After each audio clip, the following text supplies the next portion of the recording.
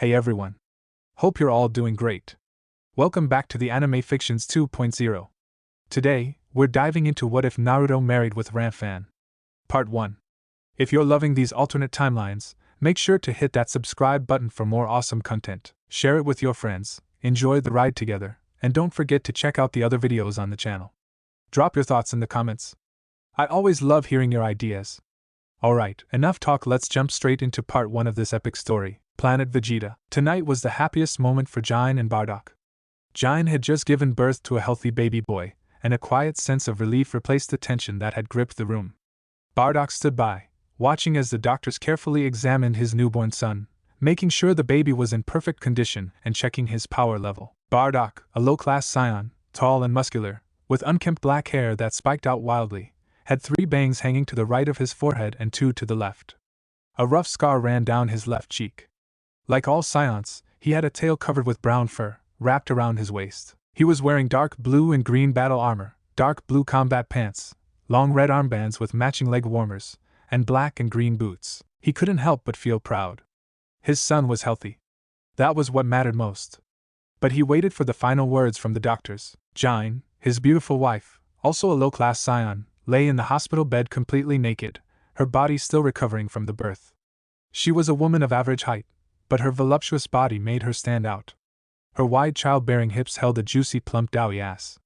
Her double D-cup breasts rose and fell gently as she breathed. With her pale skin, dark eyes, and long shaggy black hair, Jain had a softer look compared to her husband. She glanced over at Bardock, her eyes filled with warmth as she watched him.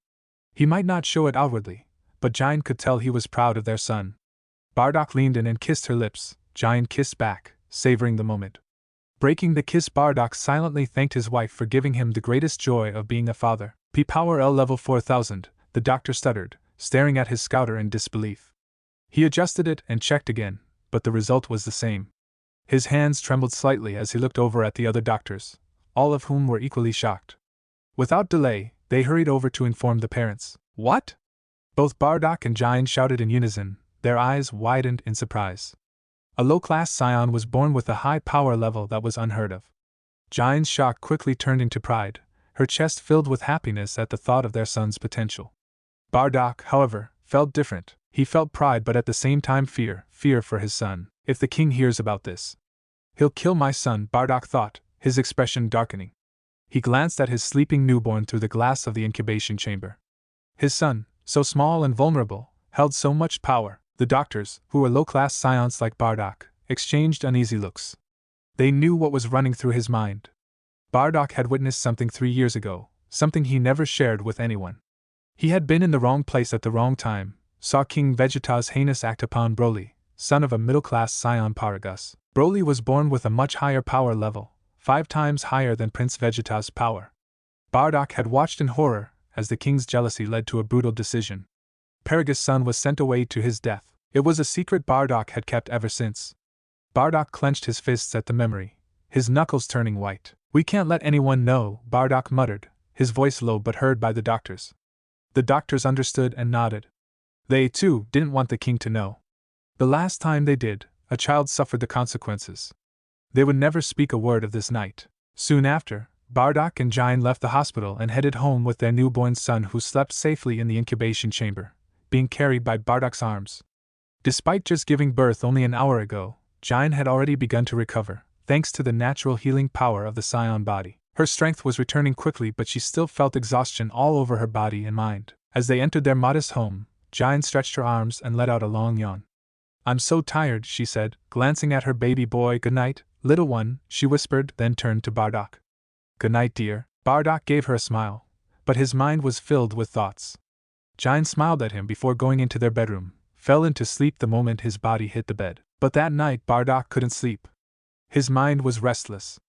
Instead of following his wife to bed, he stayed in their son's room. He pulled up a chair and sat down beside the incubation chamber, staring at the tiny figure who submerged peacefully asleep. He leaned back in the chair, letting out a sigh. What should he do about his son? How could he protect him from the paranoid king? Hours passed, and still, Bardock sat there, deep in thought. The next morning Jain woke up by the warm light of the morning sun. She stretched her body, looked beside her, and found Bardock wasn't there. Confused, she rose and immediately made her way to their son's room. Motherly instinct kicked in, she needed to see her son. When she entered, she found Bardock sitting silently by the incubation chamber, deep in his thoughts. Bardock? She called her husband. What are you doing here? Is everything okay? Bardock turned toward her, he looked tired. Yeah, I'm fine. He moved to her and kissed her. Jine kissed him back, but her concern didn't fade. You were up all night, weren't you? She asked, noticing the tiredness in his eyes. What were you thinking about? Bardock glanced back at their son, his face gaining a serious demeanor. Our son was born with a power level far higher than that of a high-class Saiyan child, he said in concern. Jine's concern only grew more. What are you saying, Bardock? Why are you looking so worried? Aren't you proud of our son? I am proud, he snapped. Jine flinched. Bardock quickly realized his mistake and comforted his wife in a tight hug. But Jine wanted answers. He looked into her eyes and, after a moment, finally decided to tell her his concern. Jine gasped in shock, her stomach twisted, and she felt sick. She couldn't imagine that happening to their son. If King Vegeta finds out about our son's power level, it could mean his death or worse. We can't risk it, Jine. What? What are you saying? Jine asked again, her voice trembling slightly. Bardock turned back and looked at the incubation chamber. We need to send our son away.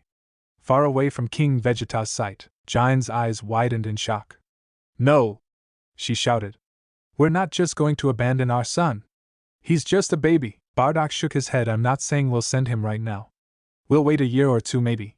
But we have to think ahead, Jine. Jine's fist clenched, her instincts screaming at her to protect her son. And what if you're wrong? What if we can keep him safe here? She demanded. There has to be another way, Bardock. There isn't. Bardock's voice was firm. You've not seen what King Vegeta did to Paragus' son. That boy was just like our son, born with a power that terrified the king. We can't risk the same fate. Over the next few hours, Bardock and Jine argued bitterly. Bardock tried to make her understand, but Jine, with her maternal instincts in overdrive, couldn't bear the thought of sending her child away. I don't know if I can do this, she whispered, her voice shaking. Bardock's expression softened. He reached out, placing a hand on her shoulder. I don't like it either, Jine. But we don't have a choice. Jine looked at her husband, her eyes filling with tears. We haven't even named him yet. Bardock's gaze softened, and they looked back at their son. Narduk, Jine whispered. Let's name him Narduk. Bardock nodded, accepting the name, watching their son, knowing that they would have to make the hardest decision of their lives in the near future. A week passed, and suffice it to say, their lives had changed. Both Bardock and Jine were still deeply concerned, but they had no choice but to act as if everything was normal. They didn't want anyone to raise unnecessary concerns and attention to them. Jine, although relieved that they had time before making any drastic decisions, hoped that maybe, just maybe, they wouldn't have to send her son away as Bardock planned. She prayed that something would change and that they would find another way. Two Saiyans were heading toward Bardock's home, Celipa and Narduk. Celipa, Bardock's sister-in-law, was a voluptuous woman with an athletic figure. Like Jine, she had an average height but slightly. She had double D-cup breasts, and wide hips held her fat doughy ass. With a cropped spiky bangs hairstyle, she wore black shoulderless battle armor over a pink, high-collared monokini bodysuit. Her tight outfit clung to her body, and her jiggling ass meat caught the eyes of every male passerby, causing them to do double takes. Narduk, Bardock's older brother, looked similar to him and mirrored his brother's muscular build but a bit taller. As they approached the house, Celipa and Narduk rang the bell, and soon both Jine and Bardock greeted them with open arms. Celipa! Narduk! Jine exclaimed, hugging her sister-in-law warmly. As Celipa hugged Jine back, she couldn't help but cop a feel of Jine's fat ass. Look at that baby mama ass you've got there, she teased, causing Jine to blush. Oh, hush, Jine replied. Celipa smirked, her purple eyes filled with mischief. And those tits are full of milk. Hope you've got some for us, girl. Both brothers laughed at how easily Jine was teased by Celipa. Enough of that, Celipa, Narduk chuckled. I want to see my nephew. Yeah, where is the baby? Celipa agreed, as excited as her husband. Bardock and Jine exchanged a quick glance as they led their family to their son's room. Entering the room, they approached the incubation chamber, and Celipa's eyes lit up with stars as she gazed at the baby. He's so cute, she exclaimed. Look how healthy he is. Jine smiled proudly. Tell me about it. It took me hours to push him out. It was almost like he didn't want to come out. Both males chuckled at that. Narduk leaned closer, his gaze fixed on the baby. His small face resembled a long-deceased man in their family, and Narduk's eyes widened as he looked at his newborn nephew.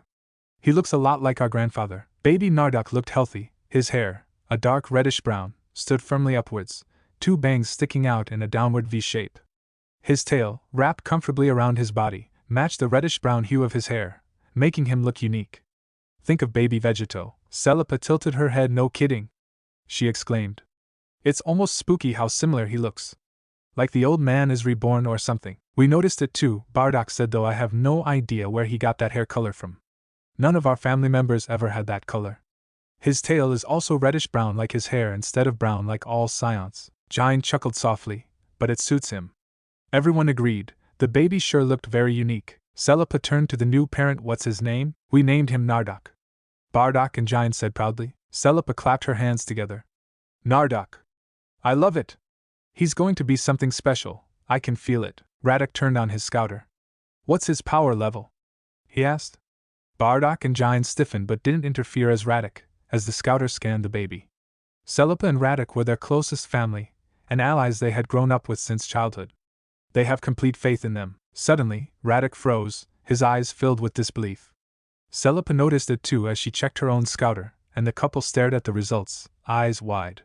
The power level they were seeing was so high that something should be impossible for a newborn, especially one from a low-class family. What the?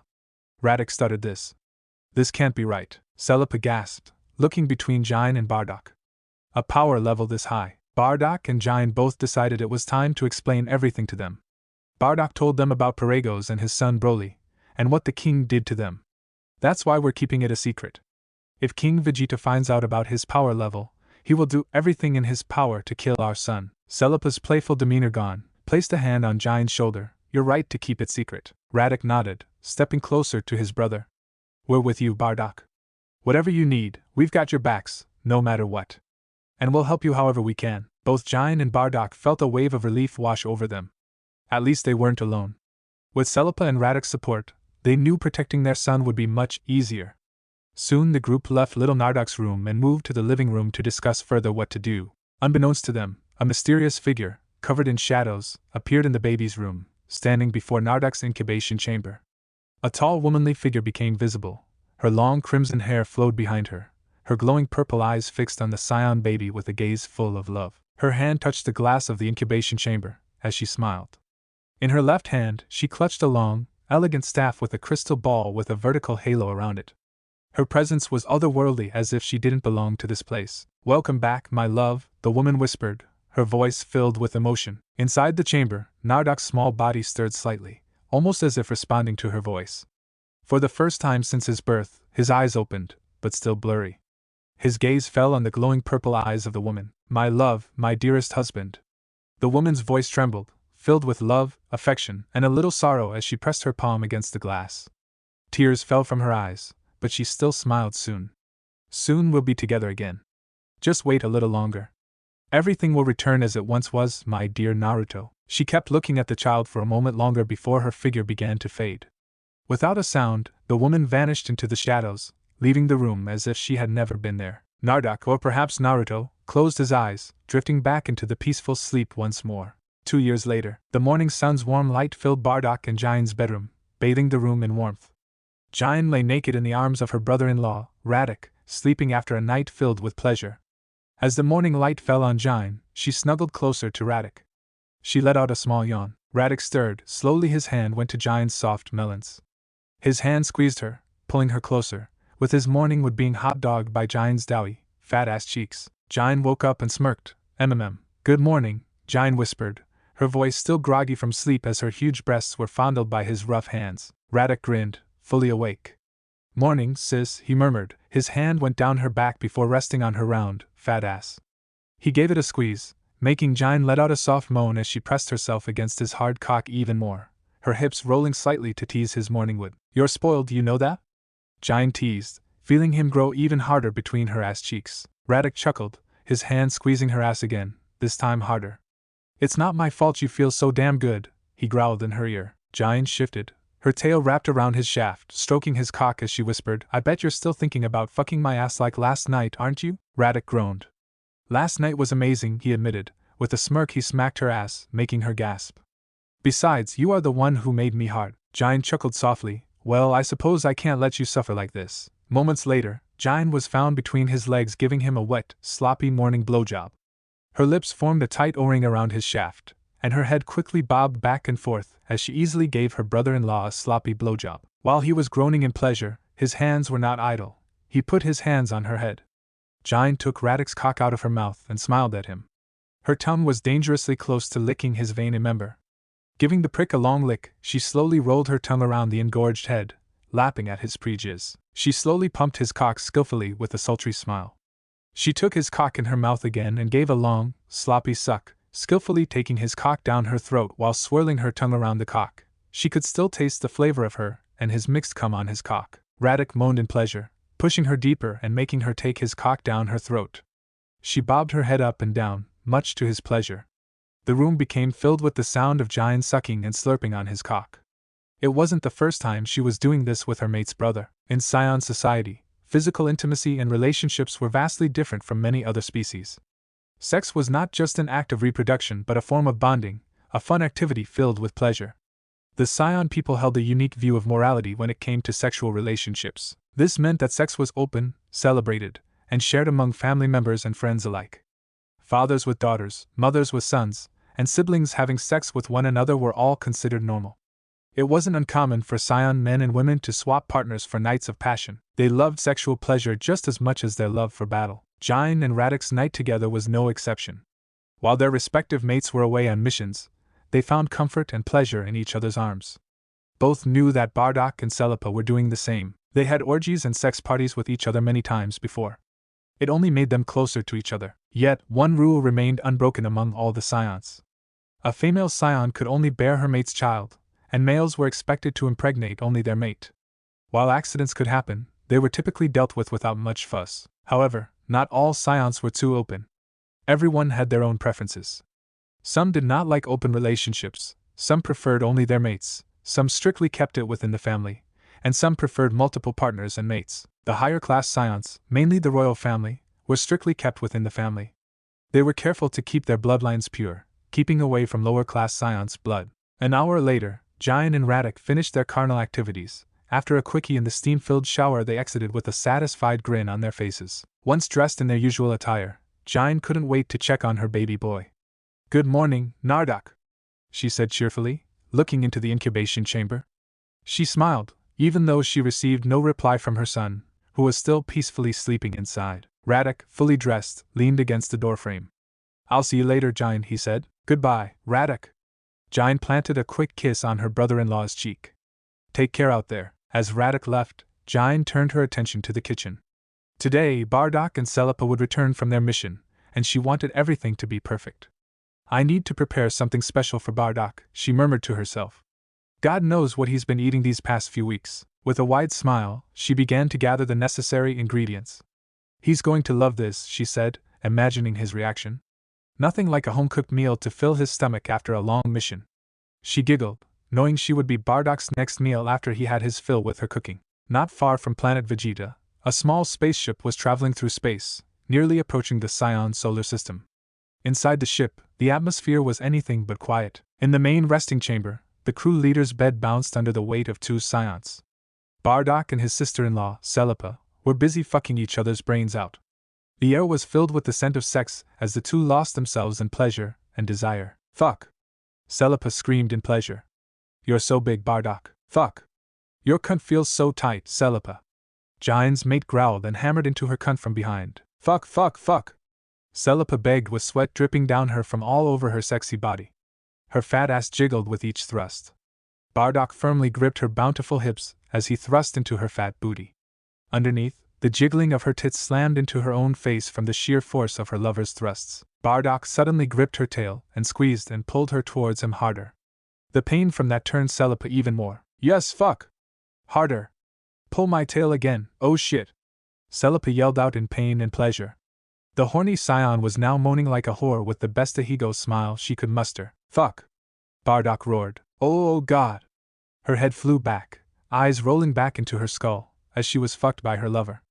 Suddenly she felt him twitch inside her and screamed, "Come in me, Bardock. I can feel it. Fill me up. Dump all that seed inside. Spill your seed inside me. Fuck." The male Saiyan roared as he hit his limits and spewed his load deep into her. Celipa's body shook heavily and screamed in pleasure as she hit another strong orgasm. Yes. Bodies twitched erotically while Bardock dumped his load inside her. A few moments later, they lay blissfully, wrapped in each other's arms, breathing heavily as sweat dripped from their bodies, making the sheets beneath them wet. The blissful moment was broken by the beeping sound of Bardock's scouter. Bardock! Bardock! Came the voice of the ship's pilot. Irritated, Bardock groaned, "What is it now?" "We were having a moment here." Celipa gave a laugh, brushing her hair away from her face. "Yeah, what's so important that you can't let us enjoy our time?" "We're almost back on planet Vegeta," the pilot replied. Bardock glanced over at Celipa, who rolled her eyes in annoyance. "Shut it. We'll be ready in a moment," Bardock said curtly, cutting off the connection. "Damn, I feel like a third wheel here," the pilot muttered to himself, clearly feeling out of place. With a playful shove, Celipa stood up, glancing back at Bardock. "Come on, let's get this over with. We can't keep the pilot waiting forever." Quickly, Bardock and Celipa hopped into the shower. "Feels good to be home," the pilot exclaimed as Frieza's massive ship came into view and hundreds of other smaller vessels. "Yeah," Bardock replied, his eyes narrowing at Frieza's main ship. A sense of dread fell over him, his instincts kicking in. "What do you think about all this?" the pilot asked, glancing back to Bardock and Celipa.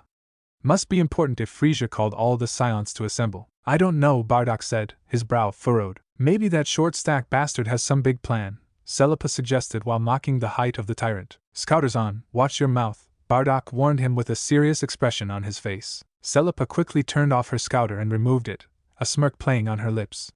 "Thanks for the reminder, Bardock.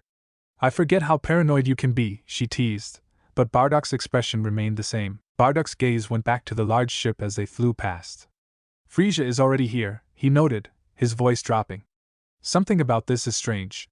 If he wanted to talk to his men, he could have just used the communication devices and sent live messages. If he's got new weapons for us, why call us all back to pick them up together?" Celipa looked at Bardock, confused. "What do you mean? You think something's wrong?" "I have a bad feeling about this," Bardock admitted, his instincts telling him something was off. This entire situation felt off. As their ship finally touched down on the landing pad, Bardock's mind thought of Jain and their son. He was eager to return home, to feel the warmth of his family. As he was about to head off, a fellow Saiyan approached him with a wide grin on his face. Celipa stood nearby filling up a necessary document of their mission. "Yo, Bardock! Good to see you back. Didn't think you'd make it alive," the Saiyan joked, giving Bardock a playful punch on the shoulder. Bardock shot him an annoyed look. "Shut up. Any idea why we got called back home so fast?" "Beats me. Maybe they need us to conquer a big fortified planet," the Saiyan shrugged his shoulders. Then he paused, remembering something. "Oh. Bardock, Frieza's people have been asking around about the Super Saiyan." Bardock's eyes widened. "Super Saiyan? Like the one in the legend?" he asked as realization struck him. "Yeah. Not sure why, though," the Saiyan said and went away. "That's it. It all makes sense now," Bardock thought. He recalled some classified information from his mission and whispers from high-ranking members of Frieza's force. At the time, it didn't seem like anything important to him, but now it did. Clicked into place. Every Saiyan called back to their home planet, and Frieza's presence over their planet. Celipa came to him. "Listen," Bardock said to his sister-in-law, his voice low. "If Frieza is asking about the Super Saiyan, it could mean trouble. We need to be on high alert." The female Saiyan quickly caught up on what he meant. "You think he is up to something?" "Maybe," Bardock replied, feeling the weight of the situation pressing down on him. "I'm heading home. I need to warn Jain." "I'll tell Narduk," Celipa said and quickly took off toward her home. Whatever Frieza was planning, Bardock was going to make sure his family was ready for it. Frieza's ship, Command Bridge. The command bridge of Frieza's flagship was filled with cold air. Frieza in his hover chair gazed out into space. But his attention was fixed on planet Vegeta. Despite being called the tyrant of the universe, he was quite small, only standing at the height of 5 feet 2 inches. His skin is mostly pink with purple sections on his head.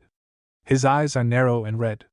He had 2 black horns and a long tail with a purple spike at the end of it. He wore black shorts and a typical armor. Frieza's tail swayed lazily, his crimson eyes narrowing as he watched small ships of the Saiyans entering their home planet. Behind him, his trusted lieutenants, Kikono and Berry Blue, stood patiently. Kikono cleared his throat and stepped forward. "Lord Frieza," his voice trembled slightly, "the majority of the Saiyans have already returned to planet Vegeta as per your orders." "And how long until the rest of them arrive?"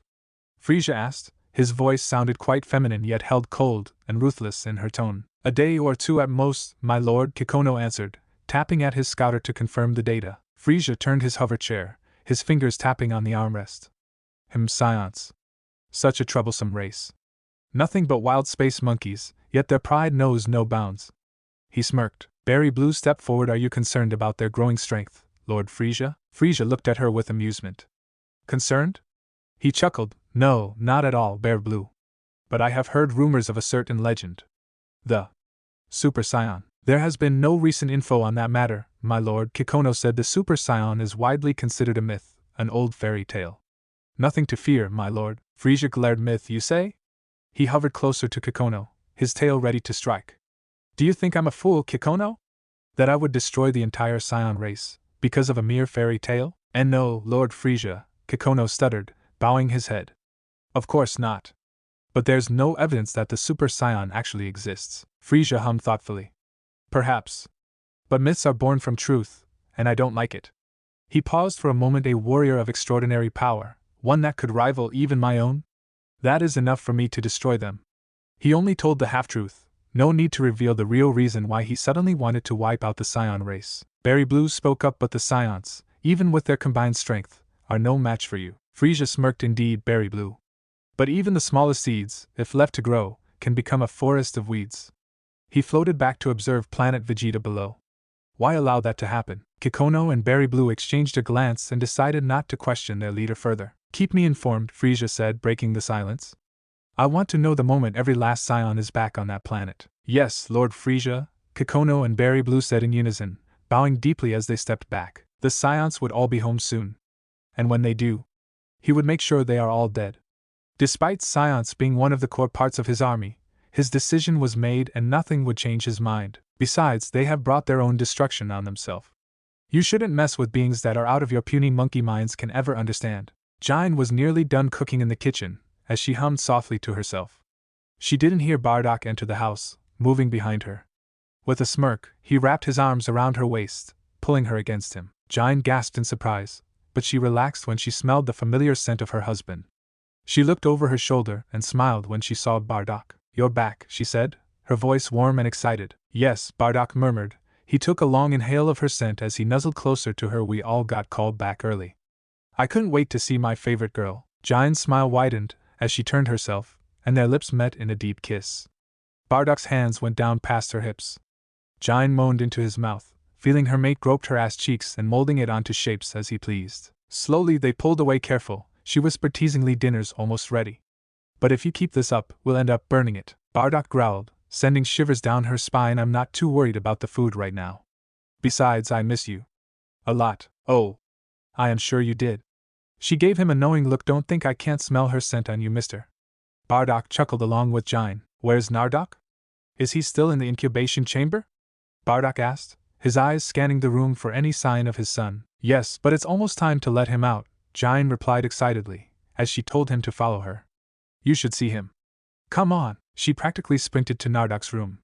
They reached their son's room. He was still sleeping peacefully, floating inside. Still sleeping, huh? Bardock said. Most Saiyan babies break free from their incubation chambers even if they are supposed to stay inside for the first 2 years of their life. But it seemed Narduk quite liked the comfort of the chamber. It's almost 2 years now. Maybe he's just a late bloomer, Jine defended her son. But his growth is perfect. He's coming along well. Tonight, we will bring him out. Wouldn't that be so exciting, Bardock? Suddenly, Bardock's face turned serious as he kept looking at his son. Did anything happen while I was gone? Despite nearly 2 years having passed, they were still being cautious. Any small mistake could cost their son's life. Jine hesitated for a moment. She nodded. Actually, something did happen, she admitted, surprising Bardock. About a week ago, Narduk seemed agitated in his chamber. His power spiked. What? Bardock's eyes widened with concern. Jine quickly calmed him. No one was alerted, she reassured him. Your brother was here.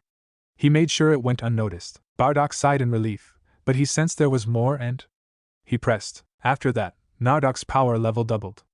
It spiked beyond anything we've ever seen. Bardock stood in shock, looking back and forth between his son and his wife. Doubled? He whispered. Jine nodded. But that's not all. Her voice was now filled with relief. After the spike, his power level dropped rapidly. Into normal levels. You can check for yourself. Without hesitation, Bardock pulled out his scouter and measured Narduk's power. The numbers flashed across the screen. His brows narrowed in confusion.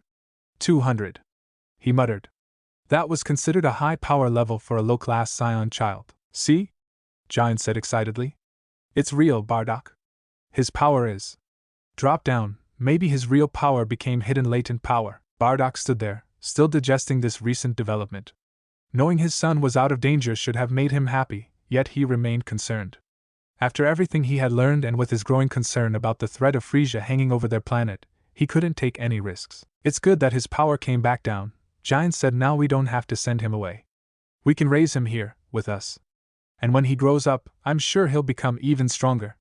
So strong that not even the king will not be able to pose a threat to him. Bardock narrowed his eyes after dark. I'm going to steal a pod for him. Huh? Giant turned to him, her face filled with confusion. Steal a pod? What are you talking about? I don't think we should wait any longer, Bardock said, his voice low and serious. Giant's confusion deepened as she tried to understand what he was saying. What do you mean? She asked in concern. Didn't you hear what I just said? Narduk is safe now. His power level dropped to normal. The king won't have any reason to do anything to him. He's ready to come out of the incubation chamber. And, Bardock shook his head, cutting her off. The king isn't our biggest problem anymore, Giant, he said. We have to hurry. Because of Frieza. Frieza? She repeated. Bardock nodded. I think he's afraid of something. Of the legendary Super Saiyan. Giant was stunned by his words. Hold on. Super Saiyan? But that's just a myth. A fairy tale. She exclaimed. I know, he said. But Frieza isn't treating it like a myth. He's bothered by it. I got this bad feeling about this. Giant's eyes went wide, trying to process what he was saying. Tell me you're joking, Bardock, she whispered, her voice trembling. Bardock's face remained serious on the mission. I overheard things. Frieza's men have been asking questions, digging into legends and rumors about our kind. And then, out of nowhere, he orders every Saiyan back to planet Vegeta. Doesn't that strike you as odd? Why assemble us all at once unless he has something planned? Giant stepped back, her hand covering her mouth in disbelief. But that doesn't mean he's planning to wipe us out, does he? Frieza relies on us. We conquer planets for him. Exactly, Bardock said sharply. He relies on us. But he's also afraid of us. The moment he thinks we're a threat to his rule, he'll destroy us all without a second thought. Giant shook her head. No, that can't be true. It is, Giant, Bardock said. I don't have solid proof, but my instincts are screaming at me. I can't ignore them. That's why we can't wait. I need to get Narduk off this planet, away from here before it's too late. Giant looked between Bardock and their son, who was still resting in the incubation chamber. She felt devastated. But she knew Bardock was right. After a long moment of silence, she agreed. Okay, she said. After dark. We'll do it. Bardock pulled her into a tight hug, trying to calm her broken heart. Night had fallen as Bardock and Giant reached the far side of the planet. Bardock carried the space pod on his right shoulder, inside of which was their son Naruto. He was wearing the typical Saiyan armor, his tiny fists pounding against the glass, and his muffled cries filled the quiet night. The sounds of his cries were painful, tearing at Giant's heart. Every cry from their son felt like a knife twisting deeper into her chest. She wiped away her own tears, but it was no use. She couldn't hold them back. Is there really no other way? Giant asked while sobbing. There must be another option. She gazed at the pod, her son's tiny fist still hammering against the glass. Bardock's face was hard, but many emotions stormed underneath that hardened look of his. But he had to stay strong. This is the only choice, Giant. Then why don't we all just leave? The three of us. We could go together. She held Bardock, hoping that he would agree. We can't, Bardock said with a heavy voice. They're watching. Frieza's scouters. They'll track us in no time. Narduk's power level is low now. Bardock sighed, placing the pod on the ground. His power can't be picked up from far away right now. Bardock looked at their son. They need to be close to detect him. That's why this is the best shot we have. Naruto's tiny face pressed against the window of the pod, his tear-filled eyes locking onto his parents. Giant knelt beside the pod, placing her hand on the glass, her hand trembling. Bardock did the same with his larger hand joining her. I've programmed the pod to head to a planet called Earth. Bardock said it's in another galaxy far away. The people there? They're weak. Their power levels are low. He'll be safe there, at least for a while. It's far off Frieza's radar. Giant nodded, though her tears continued to fall. Earth. It's so far. Will he be okay? Will he remember us? Knowing this might be the last time he will ever see them, Bardock's jaw clenched. He couldn't lie to her. I don't know, he admitted, his voice barely above a whisper. But we have to believe he will be all right. It's the only chance we've got. Narduk, still crying, pressed his hands harder against the glass, as if trying to reach them, trying to break free.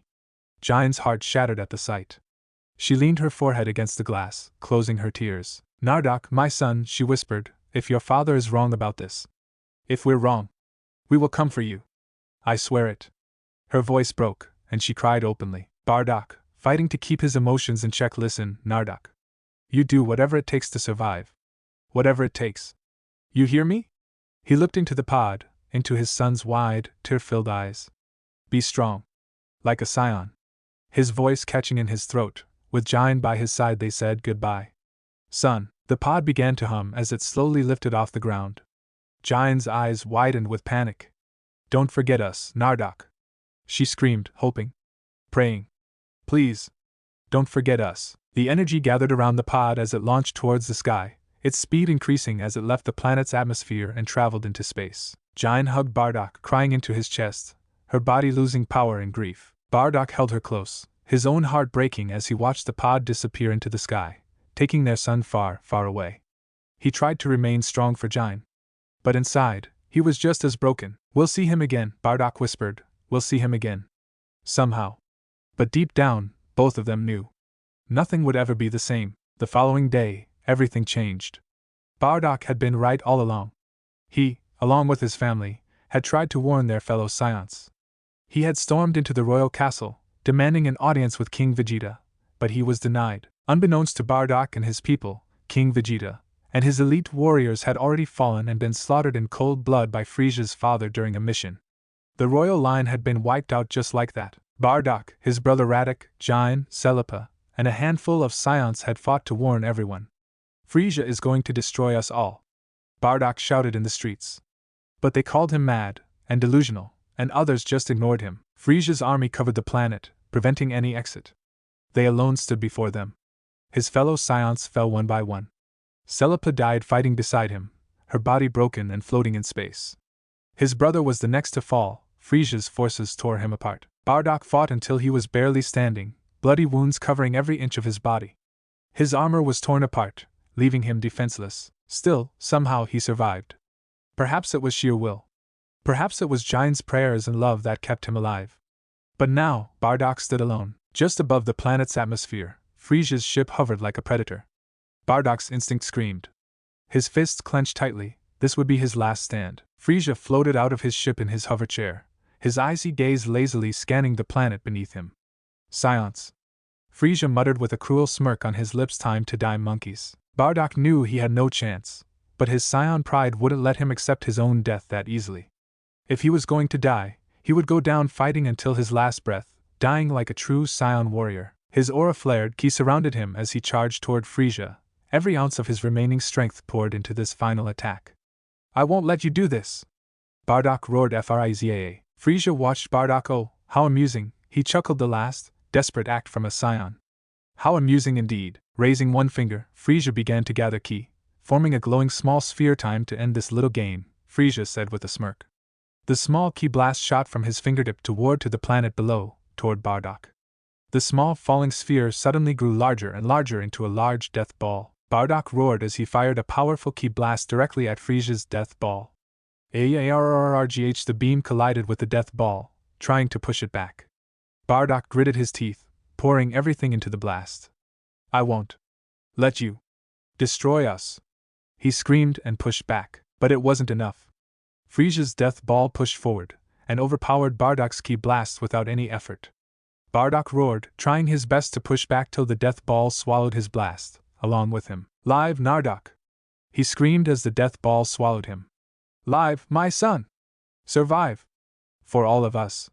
His scream echoed one last time before his figure disappeared, disintegrating completely. The lone Saiyan warrior wasn't alone. Countless Frieza Force men also got caught by the giant death ball, all because the tyrant wanted no witnesses alive to tell the tale. Down below, all the unaware Saiyans looked up at the sky, terrified as the death ball continued its slow descent. Jine prayed one last time, holding a picture of her happy family. Her prayer was not for herself, not for Bardock, but for her son. "Live free, my baby. Live for us, Narduk," she whispered, as tears flowed freely from her eyes while she looked at the picture of herself, Bardock, and baby Narduk still in his incubation chamber. The death ball finally made contact with planet Vegeta. The impact sent shockwaves across the planet, and in an instant, everything was consumed by the blinding light of destruction.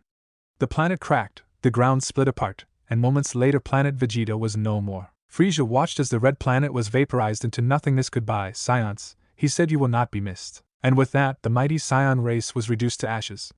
Only a handful remained scattered across the stars, unaware of their planet's fate. Unaware that their people had been wiped from existence. Far off in the vastness of space, far away from the destroyed planet Vegeta, a space pod was traveling through space, glowing with an energy field. The pod's design was purely for transportation, equipped with advanced life support systems to ensure the survival of its precious passengers. Inside the space pod, the ship's onboard AI came to life. A robotic voice echoed in the silent pod, identifying passenger, "Please stand by." A small mechanical arm extended from the wall, approaching the pod's passenger, a 2-year-old Saiyan child. The baby blinked groggily, his tail twitching slightly as he shifted in his sleep. Without warning, the mechanical arm punctured the child's arm with a needle, extracting a small blood sample. The child, Narduk or perhaps Naruto, flinched and began to whimper, but the AI continued its task without care. Analyzing sample. The scanner lit up. A moment later, the AI voice spoke again. "Passenger, Narduk, son of Bardock and Jine. Status, low-class Saiyan. Destination, Earth. Estimated time of arrival, 2 months." Narduk's cry of pain filled the pod, but it quickly faded as the AI activated the hibernation mode. Slowly the child fell into deep sleep for the long journey. The pod, now silent once more, continued its journey toward its distance. 2 months later, the pod approached Earth, its metallic body beginning to heat up as it entered the planet's atmosphere. Inside, Narduk was still asleep, unaware of the world he was about to crash into. Suddenly, the AI voice once again came to life. "Wake up, Narduk. Destination reached. Landing procedures initiated." Narduk's eyes slowly opened, his vision was blurry and confused. He yawned, rubbing at his eyes with a tiny fist as he glanced out the window. The view outside caught his attention, a beautiful planet that glowed with shades of green, blue, and white. His young mind was amazed at the beauty of the world below. His lips curled into a small smile, a sense of familiarity washing over him as if he was finally home. But the peace was short-lived. The pod began to violently shake, scaring the child, and Narduk let out a loud cry. His cries filled the pod as it descended. Outside, the pod fell through the sky like a shooting star. The turbulence grew worse, and the Saiyan child's cries grew louder. The pod's automated systems slowly stabilized the descent, and crashed into the earth, sending a shockwave through the surrounding area. A crater formed around it. Narduk was protected by the pod's protective systems. Far from the crash site, at the foot of a dense forest, a small hut was seen. Beside the old hut, a bald old man about 5 feet 5 inches sat by a campfire. His Fu Manchu mustache and beach outfit made the man look like a retired man. He heard an explosion that shook the mountains and the forest, shaking the ground beneath him. Startled, he looked at the distance. Smoke and dust rose in the distance. Well, now. What could that have been? A meteor, maybe? He rubbed his chin thoughtfully. It's far from here, though. It'll take me 2 days to get there on foot. No need to rush. He began to pack a few supplies and a wooden staff. Looks like you were right as always, Yaga, he muttered to himself. Something interesting did happen after all. Coming here wasn't a waste. With a final sigh, he began his slow walk toward the crash site. Back at the crater, Naruto stirred, his cries fading as he slowly calmed down. His tail flipped around behind him as he looked out of the pod's window. The AI voice chimed in one last time. "Welcome to Earth, Narduk. This will be your new home." The AI's systems, having detected the dark surroundings, decided not to open the pod's door until daylight. The Saiyan child blinked, unable to understand those words. All he knew was that he was alone. His eyes grew heavy once more as exhaustion took over him again, and he fell asleep once again. The morning came, the sun's warm rays fell, and the entire forest began to awake. Birds chirped softly in the trees, and small animals began to roam around. The pod's AI is softly powered up. The soft glow of the sun entered through the pod's window, warming Naruto's small form. Slowly, his eyes slowly opened. He rubbed his eyes with his tiny hands and stretched his arms. He turned his head, catching sight of the outside. With a hiss, the pod's door opened. Pod opening. Welcome to Earth, Narduk. The Saiyan child, still a bit groggy, blinked and stared at the open door for a moment. Slowly, curiosity got the better of him, and he began to crawl outside. He hesitated for a moment, unsure of what to do. Then Narduk tried to stand up. His legs shook and he fell back onto his butt. But the little Saiyan didn't give up. He grunted again, getting back to his feet. This time he stood tall as a 2-year-old could. Naruto took a shaky step forward, then another. His movements were clumsy, but with each step, his confidence grew. Soon, he was walking into the surrounding forest. Saiyan's large, curious eyes scanned his surroundings. He looked at the towering trees and heard sounds of birds singing, and many small animals here and there. He was cautious, but his curiosity was greater. A few deer appeared as they noticed the small child. Birds flew closer as they sang their morning songs. Narduk stood there for a while, wanting to explore more. But despite his curiosity, something held him back from going too far from his pod. After a while, he felt hungry and Narduk decided to head back to the pod. Inside, he found processed food that had been packed for him. His stomach growled as he began to eat, including the packages, not knowing they were not meant to eat. As he ate, a sound caught his attention. Naruto looked up and saw a bird standing just outside the pod. The bird watched him with curiosity. The Saiyan child smiled brightly at the bird and offered some food. The bird flew closer and took the offered food. Narduk giggled happily and gently petted the bird, who did not feel scared by the child's touch. Soon, other animals began to gather around the pod. A deer cautiously approached, squirrels and rabbits too. But as the day went on, the sun began to set. The animals began to return to their home. One by one, they disappeared into the forest, leaving Narduk alone. Only the bird remained, making the pod its shelter for the night. Narduk didn't mind. He went inside the pod as night fell, and the forest was soon covered in darkness. The next morning, the sun rose once again. Narduk awoke to the soft chirping of birds inside his pod. Today, Narduk felt more adventurous. He decided to explore further. Stepping out of the pod, he went deeper into the woods, wandering around and exploring to his heart's content.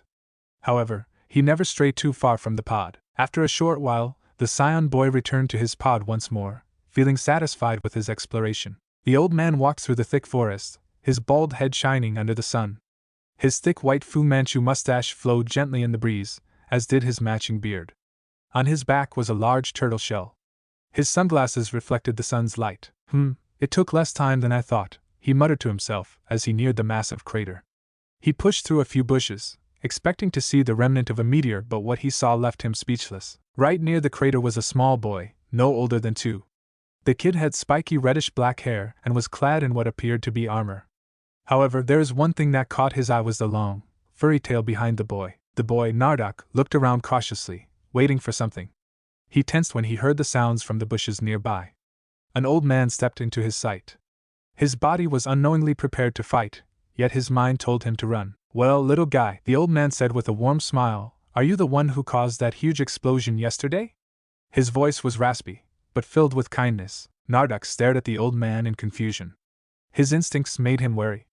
Still, he didn't respond, only blinking at the man with wide, curious eyes. "Why are you all alone here? Where's your father? Your mother?" the old man asked, crouching down to meet the boy's eye level. The boy, however, only stared back silently. The old man scratched his beard, glancing at the crater, and saw a pod in the middle of it. He stood up and moved closer to Narduk. "Come on, little guy. I'll take care of you," the old man said, picking up the young Saiyan. The boy's fist shot out with lightning speed, landing a solid punch on the old man's chin. "Oof." The man was taken aback. "Kid, that really hurt." He chuckled. "You're quite the fighter, aren't you? Maybe I should train you a bit. With that attitude, you might become a great martial artist someday," he said as he rubbed his chin. Despite being cautious, Narduk found himself curious about the strange old man. He didn't put up any more fight when the old man carried him to his pod. After a short walk, they arrived in the middle of the crater where the pod was. The old man's jaw dropped as he took in the sight of the space pod nestled in the dirt. "A pod?" he murmured to himself. "No. It couldn't be. Probably some kind of satellite or weather station.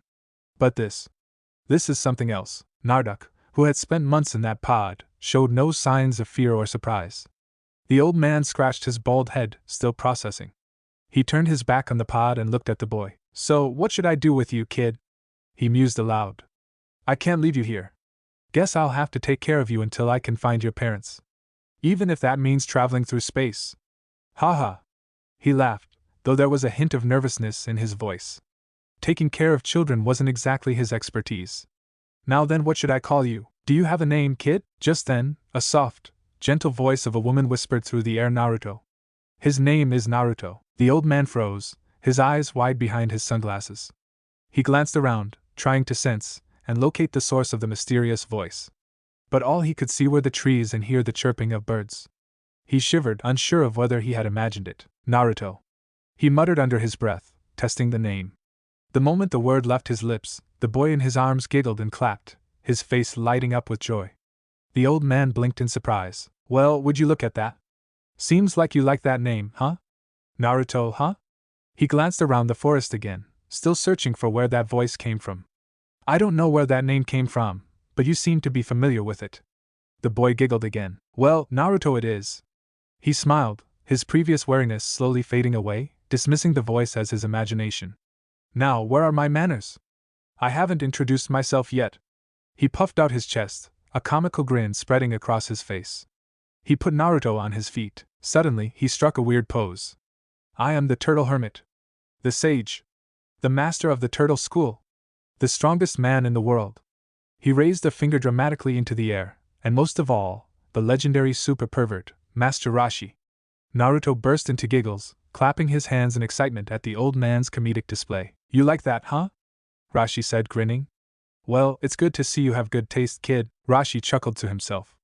A few weeks ago, he would have laughed if anyone told him he'd end up finding a strange child in the forest. But here he was. His sister, Yaga, had visited him just a few weeks ago, as she did every year. One thing led to another, and before he knew it, she was reading his fortune with her magical powers. You'll find great fortune in the forest, she had told him. Roshi had brushed it off, reluctant to leave his house. He'd rather watch bimbos with huge racks and fat ass and skimpy outfits doing erotic yoga on TV than go into the mountains and forest. But, as always, he couldn't say no to his sister. Now, looking down at the little boy, Naruto in his arms, Roshi realized Yaga might have been right after all. Fortune had certainly come in an unexpected form. Well, kid, Roshi sighed, looks like we're in this together now. Let's see what kind of trouble we can get into. Not so far from them, a tall womanly figure watched the old man and the child leave. Her long crimson hair flowed gently. Her bright purple eyes glowed softly with a mixture of happiness and sorrow. She stood silently, her gaze fixed on the boy in Master Roshi's arms. It was the same woman who had visited Naruto during his time in the incubation chamber, claiming him to be her husband. She felt relieved, knowing that Naruto was in good hands now. She had longed to hold him, to protect him herself, but she knew it was not her time to interfere directly. As Roshi and Naruto moved further away, she whispered into the wind, "Good luck, my love. I'll always be watching over you." Her voice was filled with love and desire. She looked at Naruto one last time before she faded back into nothingness. A few months later, the next few months were challenging for Master Roshi. Living in the small hut with a child, still waiting for the little one's parents to come, was something he was not prepared for. On top of that, Naruto, energetic and incredibly strong for a child his age, was unlike any child Roshi had ever seen. Every day was a new surprise and a new mess to clean up. When Roshi bathed Naruto, the boy would sometimes kick so hard that the custom-made tub would shatter, leaving the old master to repair it again and again. Roshi tried to keep Naruto entertained with toys, wooden blocks, a rocking horse, a doll, and even a small wooden bike. But no matter what he made or bought, Naruto would break them, often unintentionally, with his immense strength. The only thing that truly captured the boy's attention was hunting. Naruto loved going out into the forest with Roshi to track wild animals for their daily meals. He especially loved the thrill of catching his own food, always eager to eat so much that he devoured more than the amount of food for 2 or 3 men. One day, while hunting, Naruto encountered a saber-toothed tiger. Without hesitation, he punched the beast, and with one hit, it lay dead at his feet. Roshi stood in shock, his mouth agape. The punch didn't even seem that hard, and yet the tiger was no more. And just the other day, the boy had shattered a boulder with a casual punch. No ordinary child could do such things. Master Roshi began to observe Naruto more carefully. He noticed several unusual traits. Naruto's spiky, reddish-black hair and his strange tail. No human child had a tail like that. The tail, he discovered, was incredibly sensitive, causing the boy to cry out whenever it was pulled or touched. He used his ki-sensing abilities to check the boy's power level, and it confirmed that he had suspected Naruto's energy was far higher than any normal human, especially for a child. Questions flooded Roshi's mind. Space pod, he thought, armored kid, explosion, crater. It all started to make sense. Naruto wasn't human. He was an alien. That night Naruto had fallen asleep, but Roshi couldn't. They were still staying in a hut at the foot of the forest near Mount Pauzu, a place that had once belonged to one of his students, who had passed away. Roshi's mind raced. He decided to take a closer look at the space pod Naruto had arrived in. He stepped inside the pod. As he did, several screens lit up, filled with strange symbols and unreadable text. He had lived for over 300 years and had learned many languages, but none of these symbols made sense to him. It confirmed his suspicion that Naruto was not of this world. Roshi was deep in thought. What should he do now?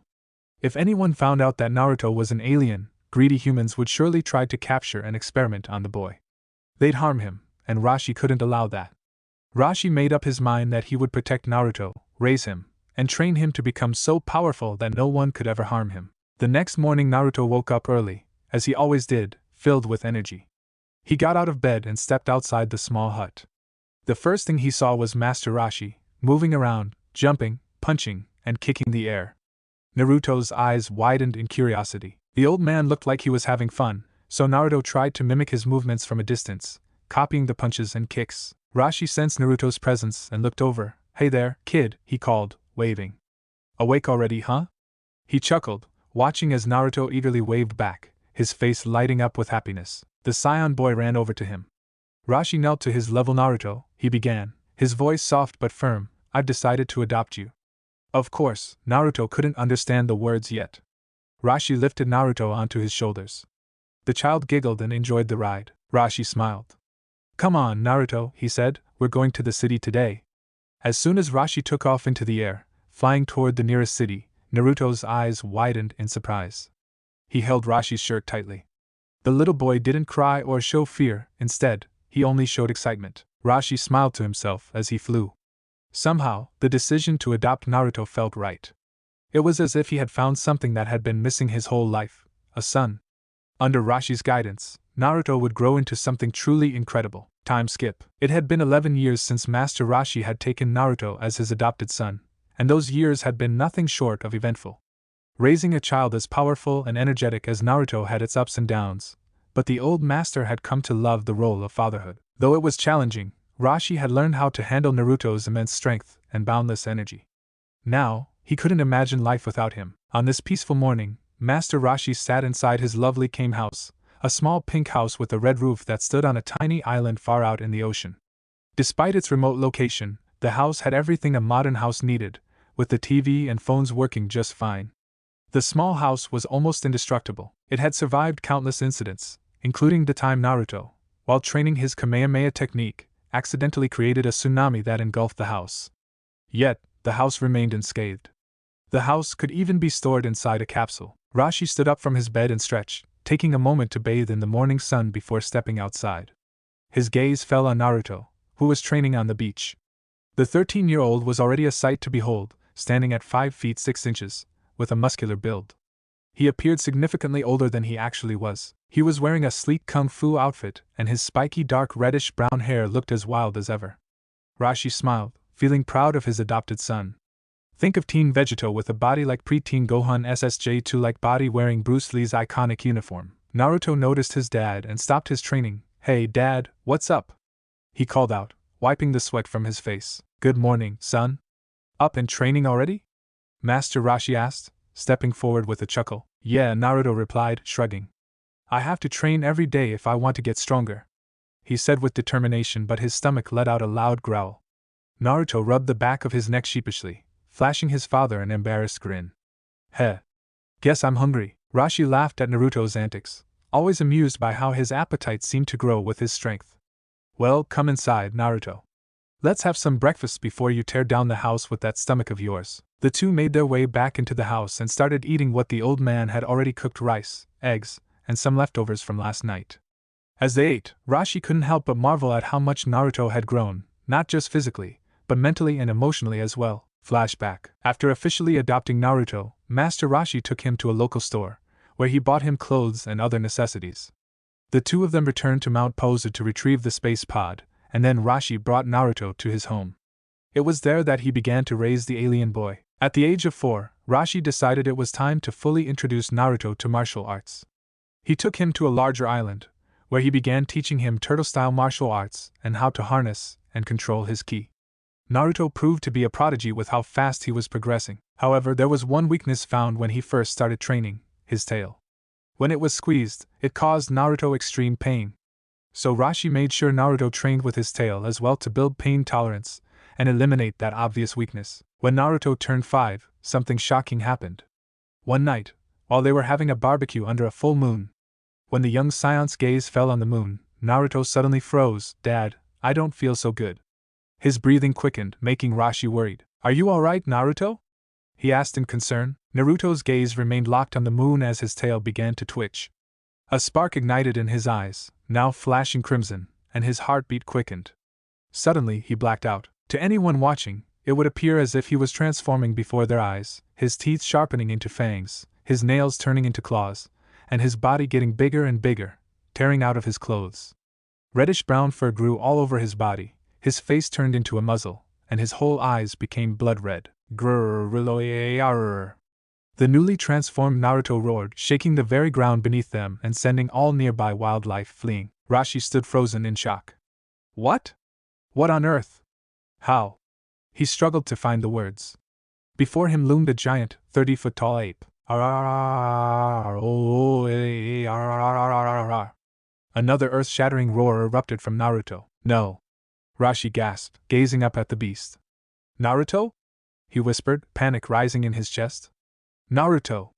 Please, say something!" As if he'd heard Roshi's plea, the beast paused. Naruto clutched his head, shaking it violently, then gave another roar, but this time it was in pain. "I think I'm getting through to him," Roshi said, cupping his hands around his mouth. "Naruto, please listen. It's me, Roshi.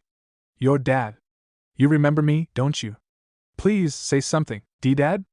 Naruto's deepened voice echoed, yet it was still a childlike tone. Relief washed over Roshi. "Thank goodness you still remember me. You really scared me there," Roshi said with a smile. Naruto didn't grasp why he wouldn't remember his own dad. But an important question came to his mind. "Dad, how come you're so small?" He looked around in surprise. "Dad, everything is so small. What happened?" "Naruto, you need to know. I didn't shrink. Everything is still the same size. You just got bigger." "I did?" Naruto tilted his head in confusion, looking adorably naive despite his monstrous appearance. Roshi nodded yes, "And it seems you transformed into a giant ape somehow. I'm still trying to wrap my head around this." Ape?" Naruto raised a massive, furry arm to his face. His eyes widened as he examined his feet and his giant furry body. Panic surged within him. He plopped down onto his butt, tears filled his eyes, which Roshi couldn't miss. Sniff. "But I don't want to be a giant monster ape thing. I want to be me again, Dad. I can't go into our house because I'm too big, or sleep in my bed or anything. I want to change back now. Help me, Dad." Naruto's cries filled the night, echoing through the island. Roshi wanted to comfort him, to help him, but he was just as lost. One moment, Naruto was a boy, the next, he was a beast. He didn't know what to do. Maybe if he could get Naruto to recount what happened, it would provide a clue. But suddenly something caught his senses. Wait, Naruto, noticing a bright red light gathering in the back of his son's throat, but it seemed Naruto was unaware. "Narduk?" Naruto repeated aloud, feeling odd familiarity with the word. "Is that my real name?" Roshi remained silent, watching with curiosity as Naruto tried to piece together this new information. An unknown fear gripped his heart that he could not explain. Playing the last recording, Naruto's heart raced as a screen flickered to life. On it appeared two people, a man and a woman. They both resembled Naruto in some ways, but their faces were different and unfamiliar. The woman spoke first, her voice trembling. "Narduk, my son," she began, her words filled with emotion. "If your father is wrong about this, if we're wrong, we will come for you. I swear it." The sight of the woman who just claimed Naruto as her son, openly crying, tugged at Naruto's heart. The sound of her sobs was heart-wrenching. The man, who Naruto assumed was his father, stepped forward. His voice was firm but full of emotion. "Listen, Narduk. You do whatever it takes to survive. Whatever it takes. You hear me?" He looked as if he was looking straight into Naruto's eyes. "Be strong. Like a Saiyan." "Saiyan," Naruto whispered. The word echoed in his mind. "Is that what I am?" "Goodbye, son," they both said in unison, the screen fading to black. Naruto unintentionally reached for them. He felt sad, happy, confused, and full of unknown emotions. He sat there stunned. His mind buzzed with 1,000 questions, but before he could dwell on them, 3 slender cables extended from the pod and gently attached themselves to his forehead. A flood of information began flowing into his mind, basic knowledge about what it meant to be a Saiyan, their natural abilities, and basic fighting techniques. The process was overwhelming, and when it was over, Naruto was left gasping for air. He exited the pod slowly, his face a mix of wonder and confusion. Dad. Naruto started, his voice shaky. I think I saw my real parents. Roshi's heart tightened at Naruto's words, but before he could respond, Naruto rushed forward and embraced him tightly. But you're still my dad. You're the one who raised me. He cried on his dad's shoulder, not daring to let go. Roshi felt a lump in his throat. Naruto, He trailed off, hugging the boy back, feeling somewhat relieved. And you will always be my son, never doubt that. Calming down Naruto, he continued, so, what did you learn? After a moment, Naruto pulled back, his eyes wide with curiosity. Dad, there's so much I need to figure out. Why did they send me here? Roshi nodded, his expression softening. You're right, son. We should talk about everything you learned. But first, let's go inside. We sit down and just talk it out. Naruto agreed, his head still swimming with new knowledge and revelations.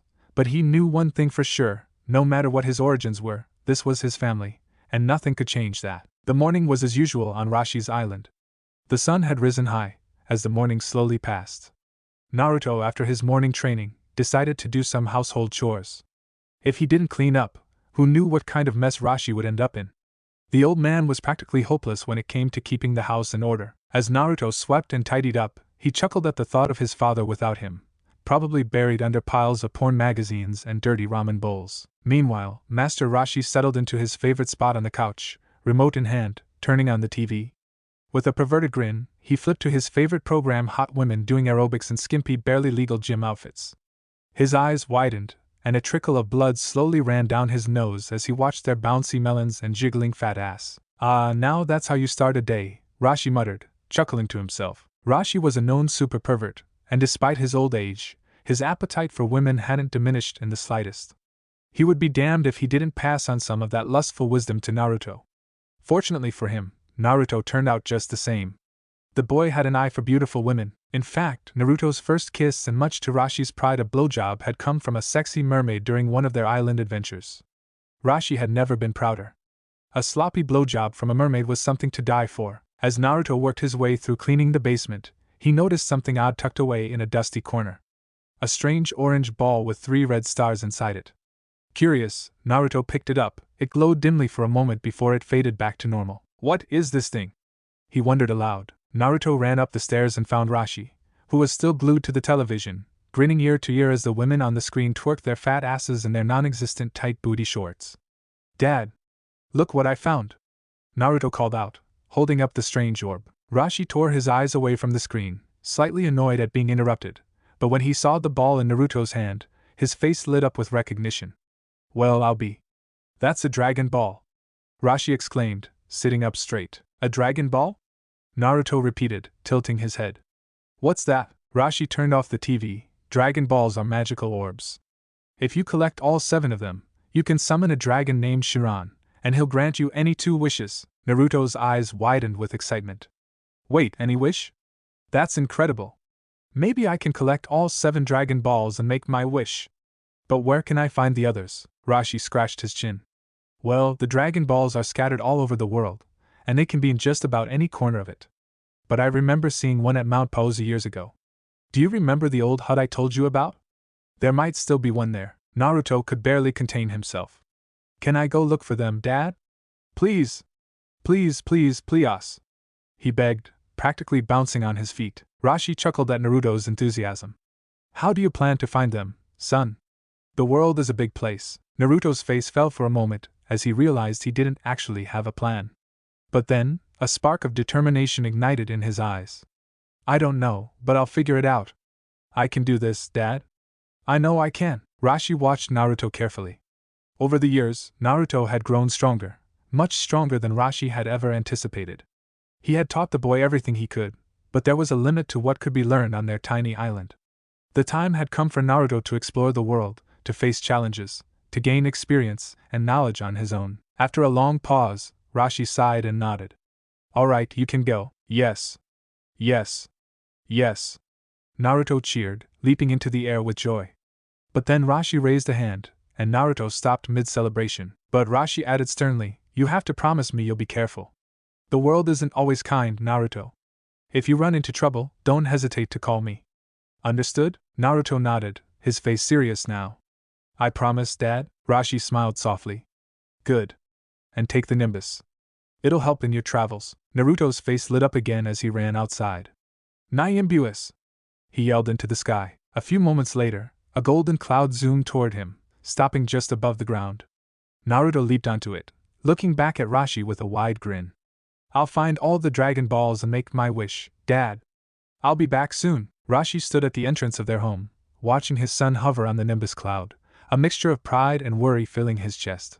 Be careful out there, my boy, he called out, his voice carrying both love and concern. Naruto waved one last time before the Nimbus shot off into the sky, leaving the island behind. Roshi stood there for a long while, staring at the empty sky, wondering just what kind of adventure Naruto was about to embark on. His little boy was growing up, and the world was about to meet him, and Roshi knew that wherever Naruto went, trouble and excitement would surely follow. Naruto had flown on Nimbus for a few hours before finally reaching Mount Paozu. His heart raced with excitement, eager to find the next Dragon Ball. The vast forest and mountains stretched out before him, and Naruto immediately set out to search for the Dragon Ball.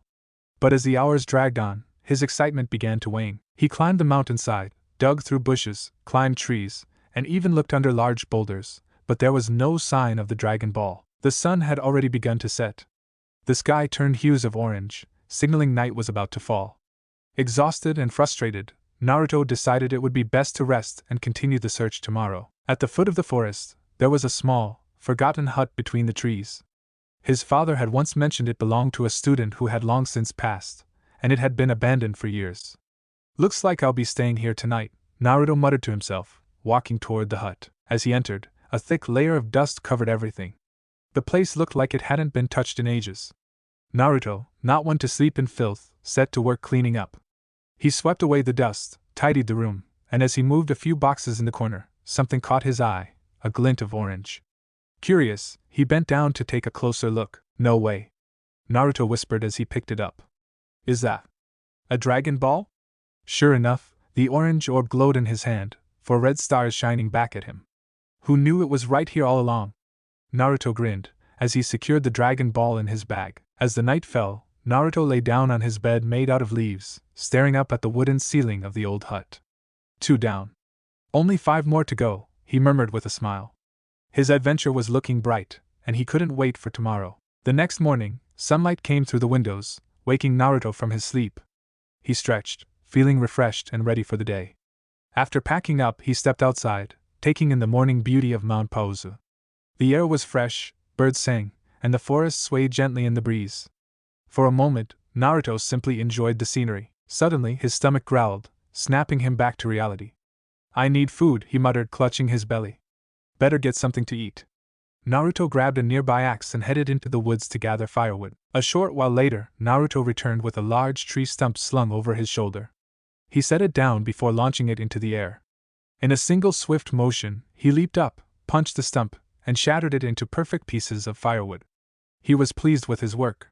That'll do. Just as he was about to head toward the river to fish, something strange caught his eye. The Dragon Balls in his bag started glowing, but only for a moment before dimming.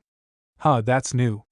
Dad never mentioned anything like that, Naruto muttered with a frown. But for now, he shrugged it off and continued toward the river, intent on catching breakfast. Once he reached the water, Naruto sat on the riverbank and dipped his tail into the flowing river, a grin spreading across his face.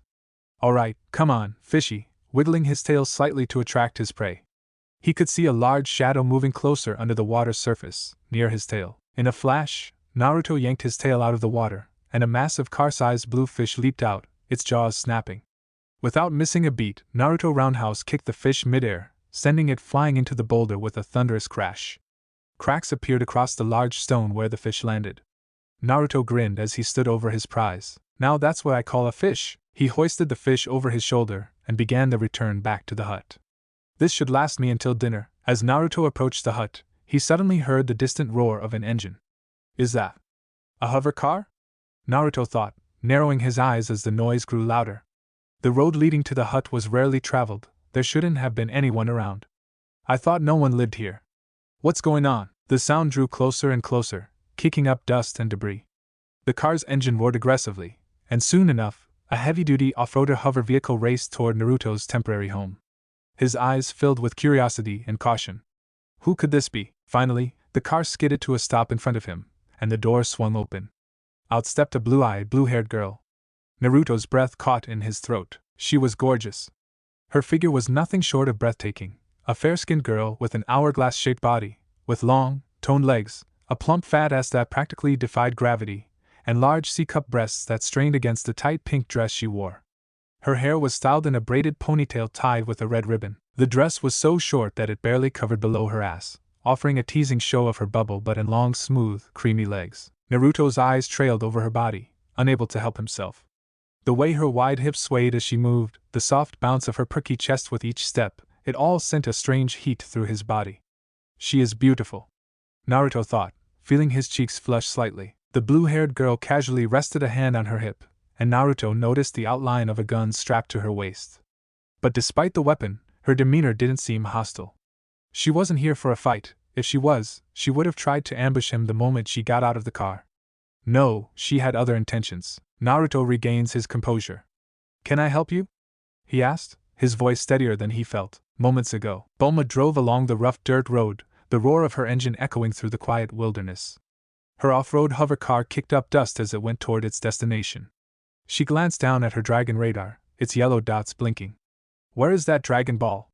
She muttered, eyes narrowing. The radar beeped, signaling that she was close. It should be right around here somewhere. Near that hut. As her car approached the old, dusty hut and stopped, Bulma saw a figure outside. Her breath caught in her throat. The boy standing there was tall, with spiky reddish-brown hair. He looked about her age. My God. He's so handsome. Her heart fluttered as she took him in, from his well-defined muscles to his piercing dark eyes. Getting out of the car, she felt his gaze upon her. He asked her something, but she was too busy checking him out. He looks so dreamy. And he's looking right at me. Her cheeks flushed as she realized his gaze had locked onto her. Present time. Bulma took a deep breath, trying to compose herself. She had a mission to find the Dragon Balls, but with this handsome guy in front of her, it was hard to focus. Hello, she said again, her voice slightly more confident, though her heart was pounding in her chest. She met Naruto's eyes and gave him a friendly smile. It might seem weird for a city girl like me to be out in the middle of nowhere, but... She trailed off as she noticed his gaze shift toward the gun on her hip. Oh crap, she thought. He thinks I'm dangerous or something. Oh, this? She quickly added, gesturing to her weapon. Don't worry, it's just for self-defense against wild animals. I'm not exactly strong enough to handle them on my own, as you can see. She smiled sheepishly, hoping to ease his concerns. Naruto, arms crossed, raised an eyebrow. Please don't worry about your gun, he said, his deep voice sending a shiver down her spine. That's not why I'm suspicious. It's just strange to see someone like you out here alone. Oh my God! Even his voice is sexy, Bulma thought, nearly swooning. His commanding tone only made her pulse quicken. Stay cool, Bulma. Don't make a fool of yourself. So, what's a city girl like you doing all the way out here? Naruto asked, his eyes narrowing at her. Bulma blinked, caught off guard for a moment. Well? I'm looking for something. She clutched her radar tighter, not wanting to reveal her true purpose just yet. Suddenly, Naruto's stomach growled loudly, breaking the tension. He looked a little embarrassed, scratching the back of his head. Hey, sorry about that, Naruto chuckled. I haven't eaten yet. How about this, you can tell me all about why you're here over breakfast. He gestured toward the massive fish he had caught earlier, lifting it with ease over his shoulder. Come on, I'll cook. Bulma stared at the enormous fish in awe. What the hell? Did he punch a hole in a mountain to catch that thing? She thought, trying to keep her composure as she followed him. As they walked, she glanced down at her radar. The blip indicated the Dragon Ball was close, closer than she had expected. It's here. In his hut, maybe, she realized. As they walked, Naruto turned to her. By the way, my name's Naruto. What's yours? Bulma hesitated for a second. Should she give him her full name? She wasn't sure if he'd react, but then again, she didn't like the idea of leaving the hunk of a boy hanging. My name? She paused, then smiled. Bulma. Bulma Ino. Brief. The moment Naruto heard the name Ino, His eyes widened slightly. A flood of images flashed through his mind, images of a blonde-haired girl, her striking blue eyes, and a soft voice whispering, "Sensei, I love you." His heart skipped a beat. What the hell was that? He thought, stunned by the strange visions. Hey, are you okay? Bulma's voice snapped him out of his trance. She was standing in front of him, her head tilted in concern. You kind of froze there for a second. Naruto blinked, shaking his head as if to clear his mind. Oh, sorry about that, he said with an awkward laugh. I just got lost in thought for a moment. He gave her a reassuring smile, but his mind was still racing. What was that? That girl, you know. He couldn't make sense of it, but for now, he pushed the thoughts aside. He had more pressing matters, like the beautiful girl standing in front of him. His lips curved into a smirk. Bulma, huh? That's kind of a funny name. Bulma, not missing a beat, shot back. Oh yeah? Well, what about you, Mr. Fish Cake? Naruto's brow twitched as he playfully glared at her. My name, Naruto, means maelstrom, not fish cake they put in ramen. Bulma laughed, a mischievous look in her eye. Right, maelstrom. Sure, we'll go with that, Mr. Fish Cake. Naruto couldn't help but chuckle along with her. She's got spirit. I like that, he thought, glancing at her again. But even as they shared this playful banter, Naruto couldn't ignore the way Bulma's short dress clung to her body, showing her developing curves. His gaze lingered on her legs, her hips swaying as she walked beside him. She was very attractive, and the playful smirk on her face only made it harder for him to look away. As they neared the hut, Bulma's eyes darted toward his back. For some reason he felt oddly familiar. Why am I feeling like I know him from somewhere? After a while, the rich aroma of roasted fish filled the air as Naruto carefully turned the large catch over the campfire. The skin crackled, juices sizzling as the meal neared completion. Bulma sat nearby, her eyes flicking between the fish and Naruto, trying to push back the strange sense of familiarity she suddenly felt around him. There was something about him, something that made her feel like she could trust him, even though they had only just met. So, Naruto asked, breaking the silence, what are you really doing out here anyway? Bulma hesitated for a moment. She wasn't the type to reveal her mission to just anyone, but something inside her urged her to trust him. It was like she'd known him for longer than just these few moments. I'm looking for something called Dragon Balls, she admitted, watching his reaction closely. Why does it feel so easy, to be honest with him? Naruto's eyes widened slightly. She's looking for the Dragon Balls too? He thought, surprised but not displeased. So, do you live around here, Naruto? Bulma asked, trying to make casual conversation, while her mind spun with thoughts of the Dragon Balls and this mysterious handsome boy. No, he replied, tossing another log onto the fire. I'm here looking for the same thing you are. He glanced at her, his expression teasing. Funny coincidence, huh? Bulma blinked, her mouth parting slightly in shock. You're looking for Dragon Balls too? She asked, genuinely surprised. What are the chances? Naruto nodded, standing up and tearing off a large chunk of the perfectly cooked fish, handing a generous portion to Bulma. Yup. I've already got 2 of them, he said, grinning as he took a seat beside her. Bulma took the piece of fish and bit into it, the flavors melting in her mouth. Mmm. She moaned softly, savoring the taste. This is so good, Naruto. Naruto chuckled, watching her enjoy the meal. Glad you like it. Between bites, Bulma glanced at him. So, did you find any other Dragon Balls yet? She asked. Naruto nodded. Yeah, like I said, I've got only 2 of them. What about you? Bulma smiled, wiping her mouth. I've got 2 as well. Looks like we're evenly matched. She reached into her bag, pulling out her Dragon Balls to show him. Naruto's eyes flickered with interest as her Dragon Balls began to glow, reacting to his. Hey, he said suddenly, do your Dragon Balls glow sometimes? Bulma nodded, her eyes widening as she noticed the soft, golden light. Yeah. Yours are reacting to mine. She held her Dragon Balls up, watching them pulse with a faint glow. Look, Naruto smiled, standing up. Come inside. I'll show you my Dragon Balls. He started toward the hut, and Bulma quickly followed, her heart racing a little faster than it should have been. Why am I getting all excited? She wondered, trying to focus on the mission. Inside the small hut, Naruto opened his small bag and pulled out his 2 Dragon Balls, setting them on the table next to Bulma's. All 4 of them glowed brightly, lighting up the room. Bulma's eyes gleamed with excitement. Hey, Naruto, she said, an idea forming in her mind. Why don't we team up? We could be partners, and work together to find the rest of the Dragon Balls. What do you say? She flashed him a playful smile, hoping he would agree. Naruto grinned. Partners, huh? I like the sound of that. That way we can both get our wishes, he said.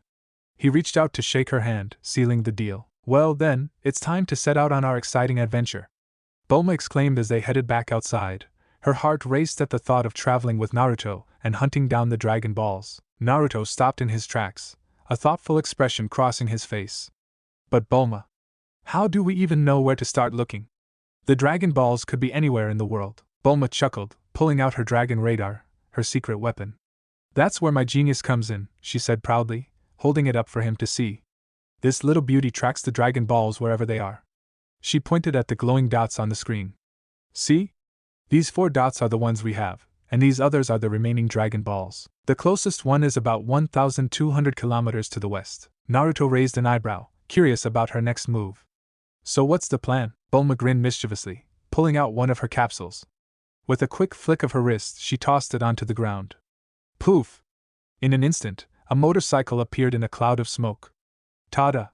This is how we're going to travel, she said, hopping onto the bike and starting the engine. Naruto blinked in surprise but quickly smiled. Well, alright then, he said, stepping up to the bike. Should I call Nimbus? He wondered for a brief moment, but as he glanced at Bulma, her body leaning forward on the bike, curves perfectly hugged by her tight clothes, and skirt hiked up showing her panty-clad fat ass, he quickly discarded the idea. Why call Nimbus when a hot girl is offering me a ride? Naruto swung his leg over the bike, seating himself behind Bulma. As she revved the engine again, he placed his hands on her waist to steady himself and hugged her tightly from behind. The feel of her soft curves beneath his fingers made his pulse quicken.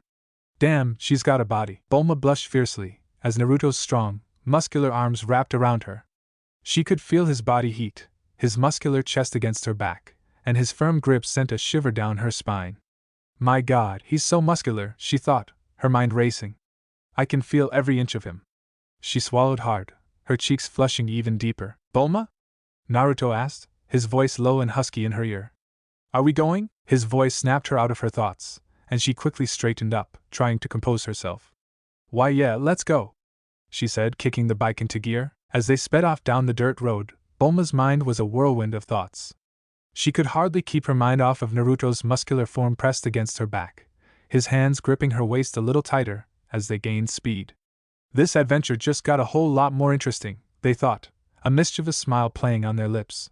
A few hours had passed when Bulma suddenly brought the bike to a halt. Naruto looked at her, confused. What's wrong? Why'd we stop? Bulma sighed, running her hand through her hair. I need to make a pit stop. Stay here, she said, hopping off the bike and running off behind a large boulder. Naruto stayed behind, leaning against the bike, waiting for her to return. His mind wandered, but before he could get too lost in his thoughts, a scream pierced the air. Naruto, come here, quick! Without hesitation, Naruto bolted towards the source of the voice. Rounding the boulder, his eyes widened as he saw Bulma struggling in the claws of a large pterodactyl, its leathery wings flapping menacingly. Who are you? The creature growled, eyeing Naruto with its sharp beak. Naruto's expression hardened, stepping closer. I'm Naruto, and you'd better put her down. Now, he commanded the creature. The pterodactyl let out a mocking laugh. And what if I don't? What are you gonna do, huh, boy? It taunted, clearly underestimating him. In a blur of movement, Naruto leaped high into the air. He landed a swift, powerful chop between its shoulder blades. The pterodactyl screeched in pain and collapsed to the ground, probably dead, releasing Bulma from its grasp. Before she could fall, Naruto caught her in a bridal style, holding her gently in his arms. Bulma blinked up at him, her breath catching in her throat as she realized what had just happened. You saved me, Naruto, she whispered, her heart still racing from the encounter. She leaned up and planted a soft kiss on his cheek, causing him to blush. Thank you? Naruto rubbed the back of his neck sheepishly, trying to play it off. It was nothing. I'm a martial artist, after all, he said, flashing her a grin. Bulma's eyes sparkled with admiration. Wow, I didn't know you were that strong. I feel a lot safer with you around. Naruto chuckled, feeling a little embarrassed by the praise. Glad to be of help. They both climbed back onto the motorcycle and continued their journey, the mood between them noticeably lighter now. However, as the hours passed and the sun began to set, casting an orange glow over the horizon, Bulma slowed the bike once more. Looks like it's getting dark, Naruto commented as they came to a stop. Are we camping out here for the night? Bulma shook her head, a smirk appeared on her lips. No need to camp. Remember, I've got my capsules. She pulled out one of the small capsules from her bag and tossed it a few feet away. With a loud poof, the capsule turned into a small, fully equipped house. Naruto's eyes widened in awe. Wow, that's amazing, he said, clearly impressed. Bulma smiled smugly. Yep, one of the perks of being a genius inventor. She motioned for him to follow her inside, and Naruto, still marveling at the technology, stepped in after her. The inside of the capsule house was surprisingly spacious, with all the necessities they could need for the night. There was a cozy living area, a small kitchen, and a bedroom. Naruto looked around, taking in the comfortable surroundings. This is really cool, Bulma, Naruto said, turning to her with a smile. You're full of surprises, Bulma grinned, pleased with his reaction. Stick with me, Naruto, and you'll see plenty more. Naruto stepped out of the bathroom, a towel slung low around his waist, droplets of water still clinging to his toned, muscular body. His skin gleamed under the soft light of the capsule house, and his abs flexed with every movement. He ran a hand through his damp hair, glancing at Bulma. You can take your shower now, Bulma, he said casually. Bulma turned to face him, her eyes widening as she caught sight of his nearly naked form. Her gaze was drawn to the defined muscles of his chest, then lower, to the barely secured towel that hung around his hips. Her heart raced, and her face flushed a deep shade of red. My God, he's so perfect, she thought, her eyes drinking the sight of his physique longer than she intended. Bulma, are you okay? Naruto asked, acting innocent, while a smirk tugged at the corners of his lips. He knew exactly what effect he was having on her. Just as she was about to answer, the towel around Naruto's waist slipped and fell to the floor, leaving him completely exposed. Bulma's eyes went wide, her breath catching in her throat as she stared at him, unable to look away. Her face turned even redder as she took in the sight of his thick, large cock. She could feel the heat rising inside her, her body reacting in ways she hadn't expected. Oh my God! Bulma stammered, quickly turning on her heel and dashing into the bathroom. I'll be in the shower, she shouted over her shoulder, her voice trembling. Naruto chuckled softly to himself, watching her scurry away. She's cute when she's flustered, he thought, bending down to pick up his towel before tossing it aside. Although he didn't plan to drop his towel, but he enjoyed seeing Bulma's reaction and was curious about what would come next. Inside the bathroom, Bulma leaned against the door, her chest heaving. Get a hold of yourself, Bulma, she muttered.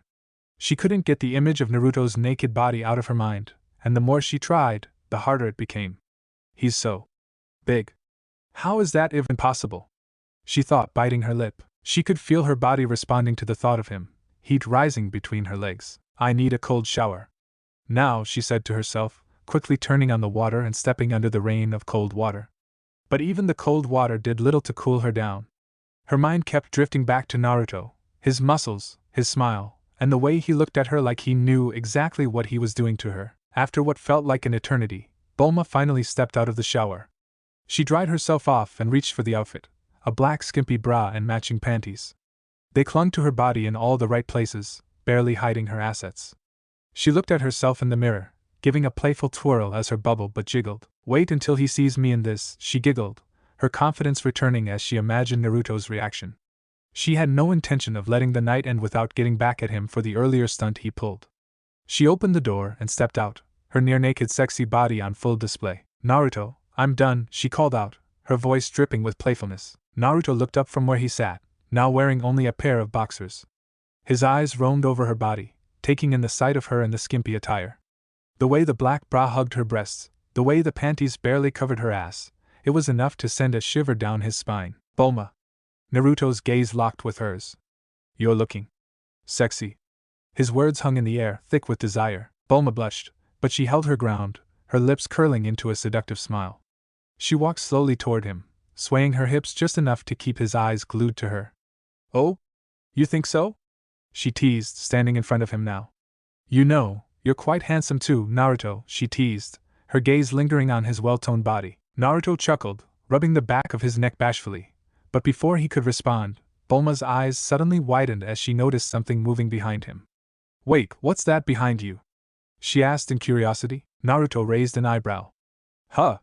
He said, glancing over his shoulder as Bulma stood up and walked behind him. Without warning, she grabbed something soft and firm, giving it a little tug. Is that a tail? Bulma exclaimed, her eyes wide with wonder as she continued to hold it. Yeah, Naruto replied, wiggling it in her hand with ease. I was born with it. He always wrapped his tail around his waist, making it look like a belt. No wonder she was surprised to see it. Bulma's eyes lit up with fascination. Whoa! I've never seen a boy with a tail before. She grinned as she gently rubbed the tail, still marveling at the sight. Naruto just chuckled at her reaction. Well, now you have, he said, grinning playfully. After a few more moments of playful curiosity, Naruto's stomach growled loudly, breaking the moment. He rubbed his belly sheepishly. Speaking of surprises, do you have any food, Bulma? I'm starving, Bulma laughed softly. Yeah, I've got plenty. Stay here, I'll grab something for us. A few moments later, the two of them sat together, digging into a small feast. Between bites of food, Naruto looked at her and said, You know, Bulma, we don't really know much about each other beyond our names. Tell me something about yourself. Bulma wiped her mouth and smiled. Well, I'm Bulma Ino Brief. I'm 16 years old, and I'm the one and only daughter of Dr. Brief, the founder of Capsule Corporation. I like pudding and my favorite color is purple. I'm also a genius scientist and inventor. She added the last part with a proud smirk. Naruto smiled. That's pretty impressive. What about you, Naruto? She asked, turning the conversation toward him. Well, you already know my name, Naruto began, pausing to take a bite of food. I'm 13 years old. I'm a martial artist, and my dad is Master Roshi, who's also a martial artist. I love the color orange. My favorite food is miso ramen, and my dream is to become the strongest man in the world. Bulma nearly choked on her food. What? You're 13? I thought you were the same age as me, she said in shock, staring at him. Naruto just laughed, his signature playful grin returning. Yeah, I get that a lot. I guess I'm just awesome like that. He winked at her. So, what are you going to wish for when we find all the Dragon Balls? My father died recently from a disease, Bulma said softly, her voice tinged with sadness. That's why I'm searching for the Dragon Balls. I just want to bring him back to life. Her usual confident tone was missing as she spoke, the sadness of her loss present in her expression. Naruto's face softened as he listened. I'm sorry, Bulma. I didn't know, he said quietly. What about you, Naruto? Bulma asked. What are you going to wish for when we find all the Dragon Balls? Naruto's expression grew thoughtful. I just want to know more about my origins, about my race. Bulma's brow furrowed. Your origins? Race? What do you mean? Naruto's face turned serious, and his tone shifted. What I'm about to tell you is a secret, Bulma. You can't tell anyone, okay? She nodded, curiosity written all over her face. I promise, she whispered. Naruto took a deep breath. I'm not from this planet. My dad is actually my adoptive father who found me as a baby, and that's how I ended up here. But I don't know where I came from, or what I really am. That's why I want to find the Dragon Balls. To find out the truth about my past. Bulma's jaw dropped. You're an alien? She exclaimed, her finger pointed directly at him, her voice full of disbelief. Naruto nodded. Yeah, he said calmly, watching her reaction. Are you serious? The blue-haired girl looked at him suspiciously. Naruto confirmed again that he was an actual alien. But still, to confirm his claim that he was an alien, she got up. Wait here, a little. She ran to the next room, making him confused a little, but she quickly returned with a small device. Here, give me your hand. The young Saiyan did what he was asked as she used the device to get a single drop of his blood and pushed some buttons and waited. What is that device? Naruto was curious. A moment later she looked away from the device to Naruto. You really are an alien. My device can't match your DNA to any species on Earth. Bulma's shock quickly turned into excitement. That's incredible. An actual alien. I've never met anyone like you. She was practically bouncing in her seat, her eyes gleaming with fascination. Naruto chuckled, his heart warming at her enthusiasm. Well, I'm glad you think it's cool, he said, grinning. So, I am guessing you have questions for me? Bulma eagerly nodded her head like a child wanting candy. They talked for hours, both teens answering each other's questions, getting to know each other much better. The excitement of the conversation eventually died down as it was getting late, and they started feeling sleepy. We should probably get some sleep, Naruto suggested, stretching his arms. We have a long day ahead of us tomorrow. Bulma glanced at the bed, then at Naruto. I'll take the couch, Naruto offered, starting to gather a pillow and blanket. Bulma shook her head. No, Naruto, you can sleep in the bed with me. It's big enough for both of us, she said with a blushing face, her voice soft but inviting. Naruto blinked, surprised. Are you sure? He asked, not wanting to make her uncomfortable. Bulma nodded, already climbing into bed. Yeah, I don't mind. Come on, it's more comfortable than the floor. Naruto climbed into the bed beside her. As he settled in, he could feel the warmth of her body next to his. A part of him wanted to wrap his arms around her, but he just settled close to her. Good night, Bulma, Naruto said, his voice soft. Good night, Naruto, she whispered back, her face still a little flushed from everything that had happened earlier. She closed her eyes, but her mind was racing, thinking about the boy beside her, the boy who was not only handsome and dreamy but also an alien. Soon the two of them drifted off to sleep. The next morning, sunlight slowly filled the room, gently waking the young blue-haired girl lying in the bed. Bulma stirred, her blue eyes slowly opened as she began to stretch. As she adjusted, her heart skipped a beat when she felt Naruto snuggled up behind her, his muscular arm wrapped over her body. But it wasn't just that, she felt something firm pressing against her ass. Her cheeks flushed deep red, faster than she could process. Curiously, she moved her hand to her lower back, only to feel something warm and hard, Naruto's morning wood. Her breath itched, her mind racing in a flurry of embarrassment and curiosity. She turned her head slightly, confirming what she already suspected. The sight made her entire face burn with heat. At that moment, Naruto yawned and stretched, unaware of her inner turmoil. "Morning, Bulma," he said casually as if nothing was out of the ordinary. He got up from the bed, stretching his arms above his head. His well-toned body was fully on display, muscles rippling beneath his skin. Bulma, trying to calm her racing heart, forced a smile. "And morning, Naruto," she replied, her voice shaky as she quickly slipped out of bed and headed to the bathroom. Once inside, she leaned against the bathroom wall, staring at herself in the mirror, her face still flushed. What is happening to me? Why am I feeling like this? Am I falling for him? But why does it feel so right? She thought, trying to shake off the strange attraction that had been building up inside her. After taking a deep breath, she splashed water on her face. "Get a hold of yourself, Bulma," she scolded herself silently before getting ready for the day. A little while later, the two finished their breakfast and prepared to continue their journey. Bulma had dressed in a stylish adventurer's outfit, brown booty shorts, red and white shoes, pink socks, a red jacket over a white shirt, and a red hat with her name on it. Naruto looked at her new appearance. "You're looking good, Bulma," he complimented, his eyes momentarily scanning her figure, especially her well-shaped behind. Bulma blushed lightly, though she masked it with a confident smile. "Thanks, Naruto," she said, a bit flustered by his comment. "Alright, let's keep going." With that, the two hopped onto the bike, Naruto settling in behind her, his arms once again wrapped around her waist as they sped off toward the western valley. As they neared their destination, Naruto pointed ahead. "Look over there, Bulma. There's a village down the road." Bulma nodded, pulling out the dragon radar. "Good eye, Naruto," she said, checking the screen. "Looks like the 5th Dragon Ball is somewhere in this village." However, as they rode into the village, something felt off. The streets were empty, with no signs of life anywhere. The buildings seemed deserted. The radar indicated the Dragon Ball was close by. "It's so quiet." "Too quiet," Bulma muttered, looking around uneasily. "Do you think the village is abandoned?" Naruto narrowed his eyes. "No, people are here. I can sense them," he said, scanning the surroundings. "But they're hiding. Something must have scared them." Bulma frowned, checking the dragon radar again. "Well, the radar says the Dragon Ball is definitely here. But why would everyone be hiding?" Naruto marched up to one of the houses and knocked on the door. "Hey! I know you're in there. Why won't you answer?" he called out. Bulma walked up beside him, noticing the door was locked from the inside. "Looks like they've barricaded themselves," she observed. Suddenly, Naruto decided, and with a swift kick, he broke the door open, sending it flying off its hinges. "Sorry about that," he muttered, stepping inside. As soon as they entered, a figure lunged at Naruto, swinging an axe toward his head. Bulma gasped, her heart leaping into her throat, but Naruto was faster. In an instant, he caught the axe with one hand, the blade stopping inches from his face. With a sharp twist of his wrist, he shattered the weapon into pieces, sending shards of metal to the floor. "Calm down.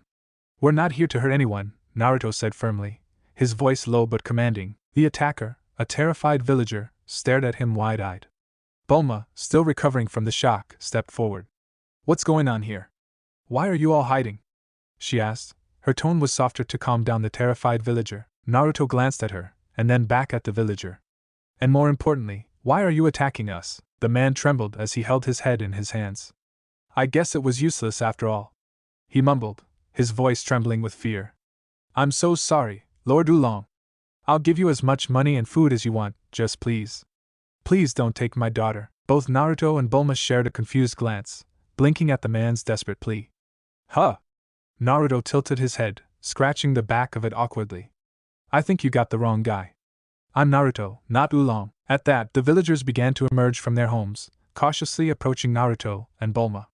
They all began to explain their situation, talking over one another in panic. The name Oolong kept coming up. A demon who terrorized their village, demanding tributes of food and, more horrifically, young girls. After hearing the full story, Naruto's expression hardened. We'll help you. Don't worry, he said. His deep voice filled the villagers with hope. One of the villagers, still a bit wary, looked at Bulma and Naruto suspiciously. But why have you come here? What do you want from us? He asked cautiously. Bulma smiled slightly, deciding to ease their suspicion. She reached into her bag and pulled out a Dragon Ball, holding it up for everyone to see. We're looking for something like this, she explained. Does anyone here own a ball like this? The villagers exchanged uncertain glances until an old woman in the back slowly stepped forward. I have one just like that, she said, her voice shaky, revealing a Dragon Ball in her hand. However, she clutched it close to her chest, unwilling to part with it. But I don't want to give it away. Naruto stepped forward with a reassuring smile. I understand, ma'am. But if you give it to us, I promise to defeat this Oolong demon and protect your village. No one will have to live in fear again. The old woman hesitated for a moment, looking into Naruto's eyes. After seeing the sincerity and strength there, she nodded slowly. Young man, if you can really stop Oolong, you can have it. Naruto grinned and gave her a thumbs up. Deal. Now let's make a plan to trap this Oolong. A few minutes later, Bulma walked out of one of the village houses wearing a traditional village girl's outfit, a plain dress with a bonnet. She crossed her arms and frowned, clearly displeased. Why do I have to wear this? She asked, her voice filled with annoyance. Naruto chuckled a bit, trying not to laugh at how grumpy she looked. Because you're the bait, obviously. Oolong only takes young girls, right? So, you'll pretend to be one of the village girls, and when he shows up, I'll follow him to his base and beat him up. Then we can save the other girls he's kidnapped. Bulma glared at him, her hands tightening into fists. You're really making me the bait? You better protect me. Naruto's face grew serious as he looked into her eyes, his voice low but filled with confidence. Bulma, I swear I'll protect you with my life. That's a promise of a lifetime. He placed a hand on her shoulder, reassuring her of her safety. Bulma felt her heart beat faster, his voice surprising her. She felt safe but didn't know why she was feeling this way. Her earlier frustration faded as she nodded, trusting him. All right. But don't let me down, Naruto. Naruto grinned brightly again. You got it. Suddenly, the ground beneath them shook violently. Huh? What's happening? Bulma asked, holding on to Naruto to keep her balance. Naruto narrowed his eyes, sensing a presence. It's Oolong. He's coming. Panic erupted throughout the village. The villagers screamed and ran, frantically retreating into their homes. In the distance, a massive figure appeared, a red demonic-looking giant Oni with sharp horns protruding from his head. He wore an ill-fitting white tuxedo as if mocking formal attire. I've come for you, my sweetie pie. Oolong howled, his voice booming across the village.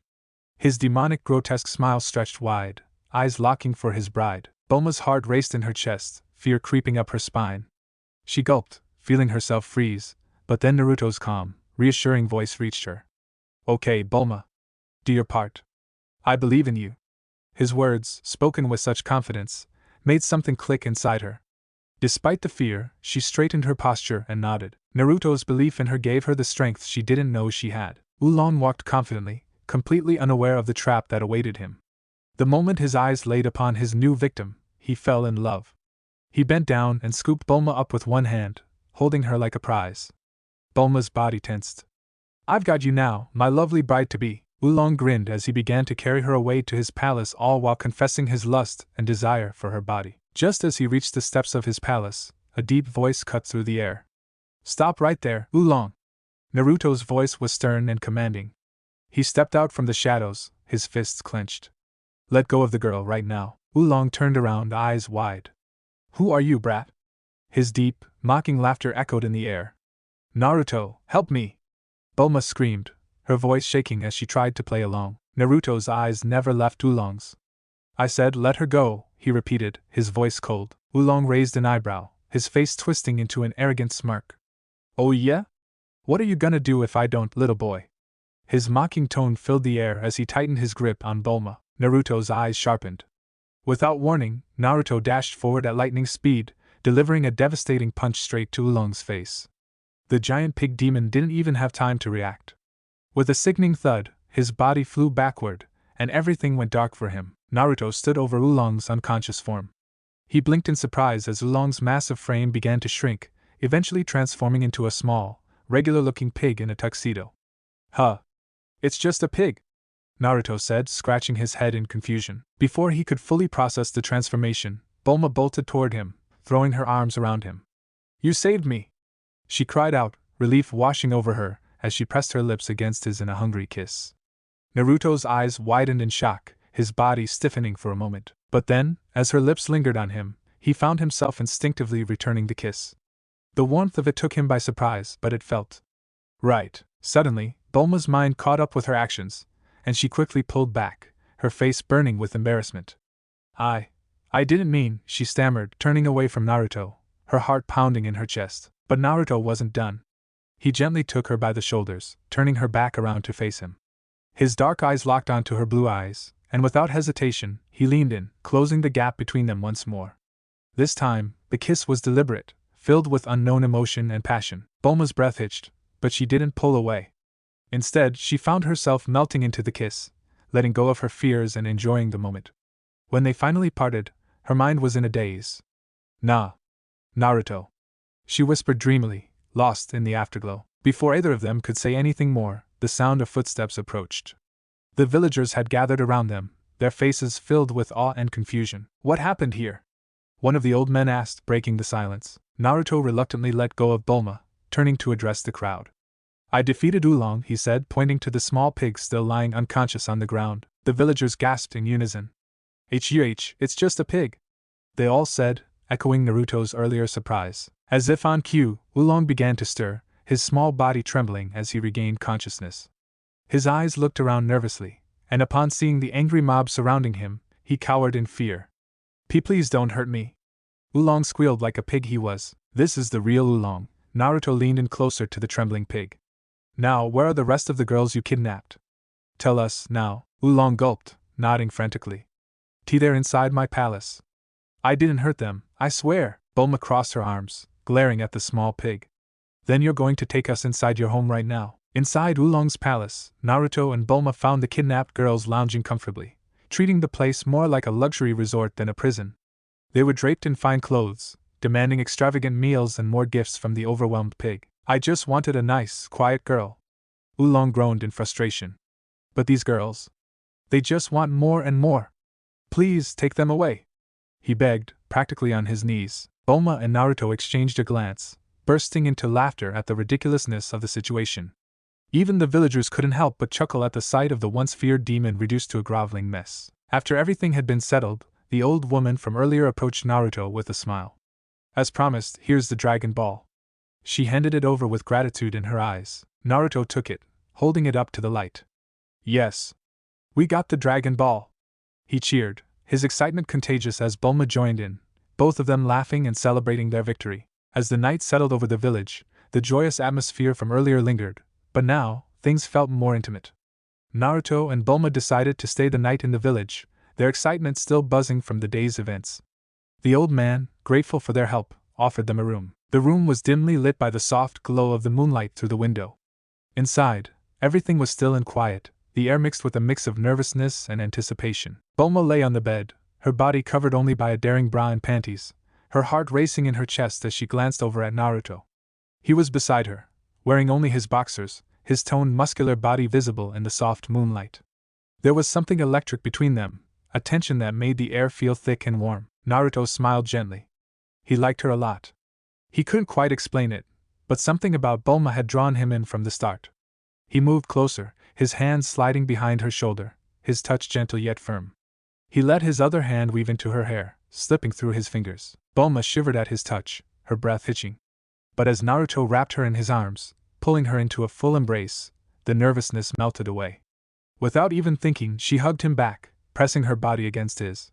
Her head rested on his shoulder. Naruto felt her relax in his arms, and it filled him with quiet confidence. He pulled away slightly, just enough to cup her face with one hand, his thumb brushing against her lips. His heart was pounding, but there was no hesitation. Slowly, he leaned down, his lips brushing lightly against her lips. Bulma's heart nearly stopped. She could feel his warm breath on her lips. His lips captured hers. When their lips finally met, it felt like the world outside disappeared. She held still, savoring the moment, wanting to make it last forever, but slowly she responded by gently pulling on his lower lip, Naruto broke the kiss, pulling back slightly. Bulma's eyes widened in worry. He leaned in again, kissing her, this time more boldly. His tongue flicked against her lips, teasing her, asking for more. Bulma parted her lips, as their tongues met and deepened the kiss, his body pressing closer to hers, the heat between them growing. The kiss became more passionate, their bodies moving instinctively. Bulma's hand slipped around his waist, pulling him closer as Naruto's hands roamed her body. He caressed her back, fingers tracing down her spine until they found her ass. He gave it a gentle squeeze, drawing a soft gasp from Bulma. Naruto. Bulma whispered, her voice shaky but filled with emotion. I love you. She hesitated for a moment, unsure if it was too soon to say something so big. I don't know why, but it feels like we're meant to be together. Like fate. I know we just met, but I can't shake this feeling, this connection. Naruto felt the same. He didn't understand it fully, but ever since he had met Bulma, something had clicked.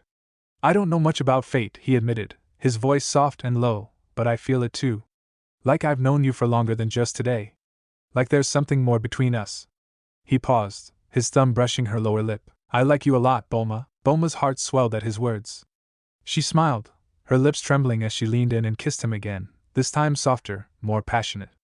The kiss was filled with unspoken promises and the warmth of new love. As they kissed, Naruto's hands roamed lower, finding her ass again, squeezing gently. I guess this means we're dating now, huh? Naruto asked with a playful grin, his hands still lingering on her hips. Bulma, her cheeks flushed with a mix of arousal and happiness, nodded eagerly. She hummed, a soft giggle escaping her lips. With that, they dove back into another kiss, this one even more heated. Their bodies pressed closer, hands exploring, touching, caressing. The moonlight only seemed to heighten their senses, every touch, every breath, every kiss sending waves of pleasure coursing through them. The next day, the sun rose lazily over the horizon, casting a warm, golden glow across the peaceful village. Morning brought a sense of bliss for the new couple, who had spent the night wrapped in each other's arms, savoring every touch and the warmth of their embrace. Though it was their first time in a relationship, everything felt so natural, as if they had been together for years. There was a comfort in each other's presence, a connection neither of them could fully explain, but neither questioned. As the villagers gathered to bid them farewell, Naruto and Bulma stood side by side, their hands casually intertwined, exchanging smiles and soft glances. After a few heartfelt goodbyes and promises to visit again, they were off, continuing their journey in search of the sixth Dragon Ball. Heading southwest, they soon found themselves speeding down a wide river in a speedboat. The air was fresh, and the wind pushed Bulma's blue hair back as she drove, looking more beautiful than usual. Naruto couldn't take his eyes off her. The soft breeze, the way her hair moved, it all made her even more pretty. He sat beside her, leaning back comfortably, enjoying both the scenery and the girl beside him. It was a good idea to travel down this river, Bulma said, glancing at Naruto with a playful smile. We'll cover a lot more ground this way. Only 2 Dragon Balls left, and we'll have all of them sooner than I thought. Her excitement was contagious, making Naruto chuckle. That's cool, Naruto replied, showing the same excitement as her. But then his gaze shifted to Oolong, who sat nearby with a slightly confused look. But why are we bringing Oolong along again? Oolong, hearing his name, turned to the couple with a cheeky grin. That's what I'd like to know. But maybe.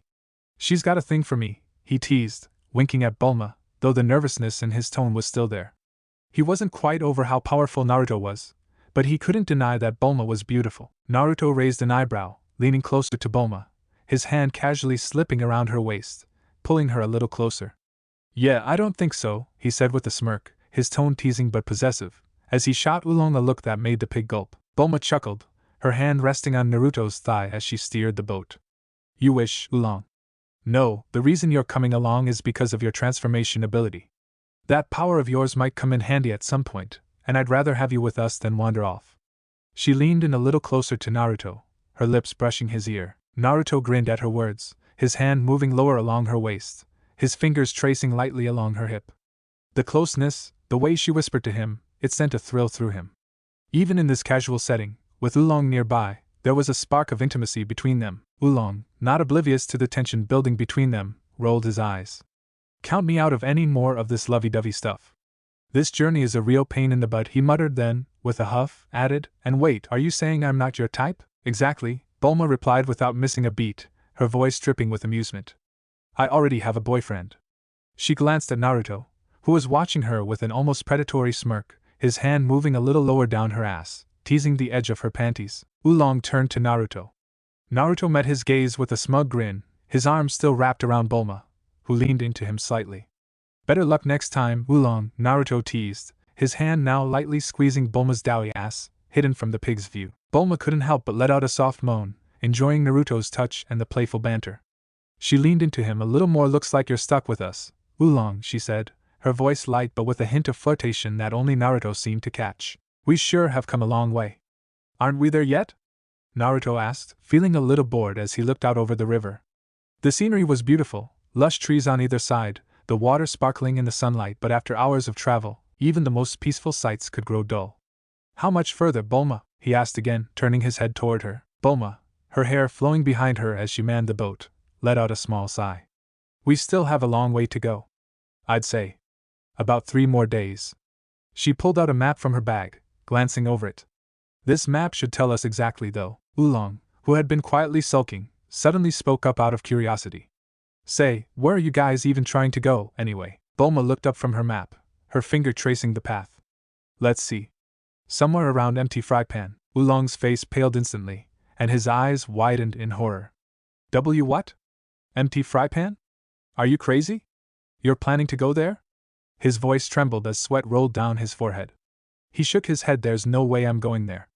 I'm out. Naruto raised an eyebrow at the pig's sudden panic. What's so scary about that mountain?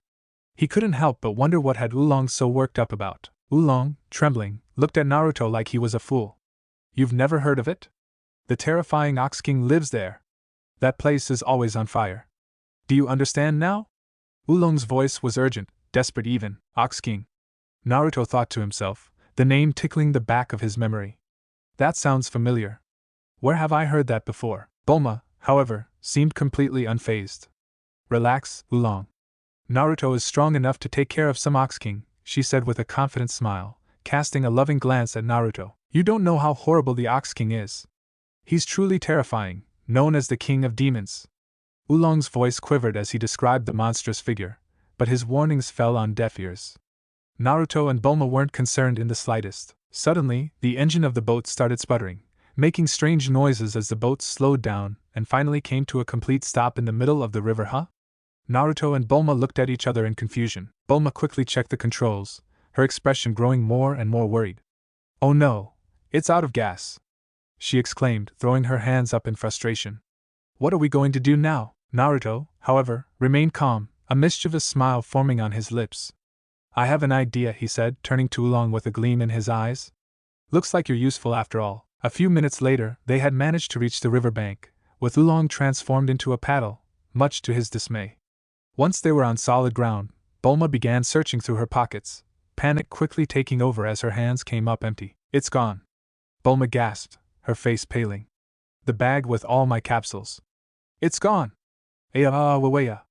Her scream echoed through the quiet landscape as she fell to her knees, clutching her head in despair. Naruto rushed over to her side, kneeling down beside her. Bulma, what's wrong?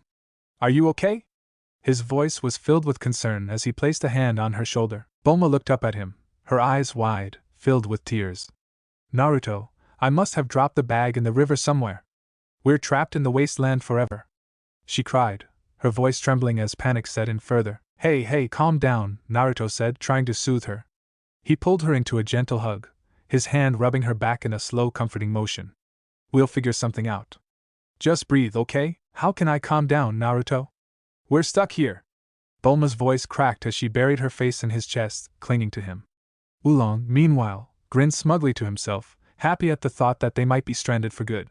But Naruto wasn't about to let that happen. Bulma, Naruto said softly, pulling back just enough to look her in the eyes. Trust me, okay? I have a way to travel fast, so don't worry. Taking a deep breath, Naruto suddenly stood up and cupped his hands around his mouth. Me yimbius, he yelled, his voice echoing across the land. Bulma blinked in confusion, standing up slowly. What are you doing? She asked, not entirely sure what was going on. Before she could say anything more, a bright yellow cloud zoomed toward them from the sky, coming to a stop right in front of Naruto. Both Bulma and Oolong's eyes widened in shock. What the hell is that? Bulma pointed at the cloud, her mouth slightly agape. Naruto grinned, patting the cloud like it was an old friend. Bulma, meet Nimbus. He's a magical cloud. We can use him to travel fast, way faster than walking or using the boat. With that, Naruto jumped onto the cloud, effortlessly sitting on it. See? It's perfect. We can fly to our destination. Bulma stared at him, her mouth hanging open in disbelief. Wait. You've had a magical cloud this whole time, and you didn't tell me? She exclaimed, her hands on her hips, her eyes narrowed at him. Naruto chuckled, giving her a sheepish smile. I just wanted to ride with you on the motorcycle. Spend time together, he admitted, scratching the back of his head. Bulma couldn't help but soften at his words. Naruto laughed, reaching out his hand to her. Come on. Let's go. Okay, but I have more questions, and I want answers, Bulma said, her voice taking on a bossy tone as she crossed her arms. She looked at Nimbus, then back at Naruto, her brow furrowed in concern. Hey, where am I supposed to sit? There's barely enough space for the two of us up here. Naruto, grinning slyly, leaned back on the cloud, his eyes glinting with mischief. Don't worry, Bulma, he said smoothly. You can sit on my lap. Bulma's cheeks flushed a deep red at the suggestion. As she turned around and slowly lowered herself onto his lap, she bit her lip, feeling Naruto's strong hands guiding her hips. When she finally sat down, ass first, juicy fat Dowie ass slammed down on his groin, Dowie flesh flattening and spilling all over his crotch with a muffled clap made Naruto's breath hitch. His cock, already starting to stir from their closeness, was suddenly trapped against her thick, pillowy ass. Whoa! Naruto let out a half-choked yelp of surprise, his grip on her waist tightening instinctively as the warmth of her body flooded through him. The feeling of her ass settling down with a soft clap against his crotch made his head spin. He swallowed hard, trying to keep his cool, but the sensation of her softness was too much to ignore. Sorry, Bulma whispered, turning her head slightly, her voice barely audible. She shifted, trying to adjust her position, but all it did was make things worse. She wiggled, her fat bubble but rubbing itself against his groin in a decidedly lewd fashion. Something about the innocent way she had reacted turned him on. It was like a lap dance. Naruto's cock was hard against her fat bubble, but Bulma could feel it. Naruto wrapped his arms around her waist tightly, bringing her closer to his chest. Bulma rested her head on his chest. Bulma, Naruto groaned. He was practically trembling with desire, but the innocent way she nestled against him made it even more intense. What about me?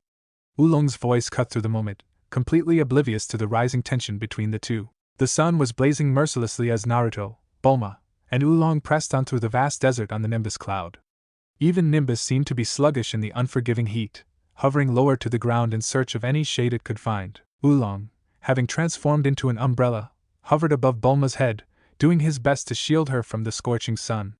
Not that he had any choice. I am dying, Oolong whined, his voice strained as he tried to maintain his transformation. I'm losing all my strength. It's too hot. His exaggerated complaint was further backed by his panting. The umbrella sagged as Oolong was visibly struggling. Where even are we? It's all desert out here, Bulma sighed, wiping sweat from her forehead.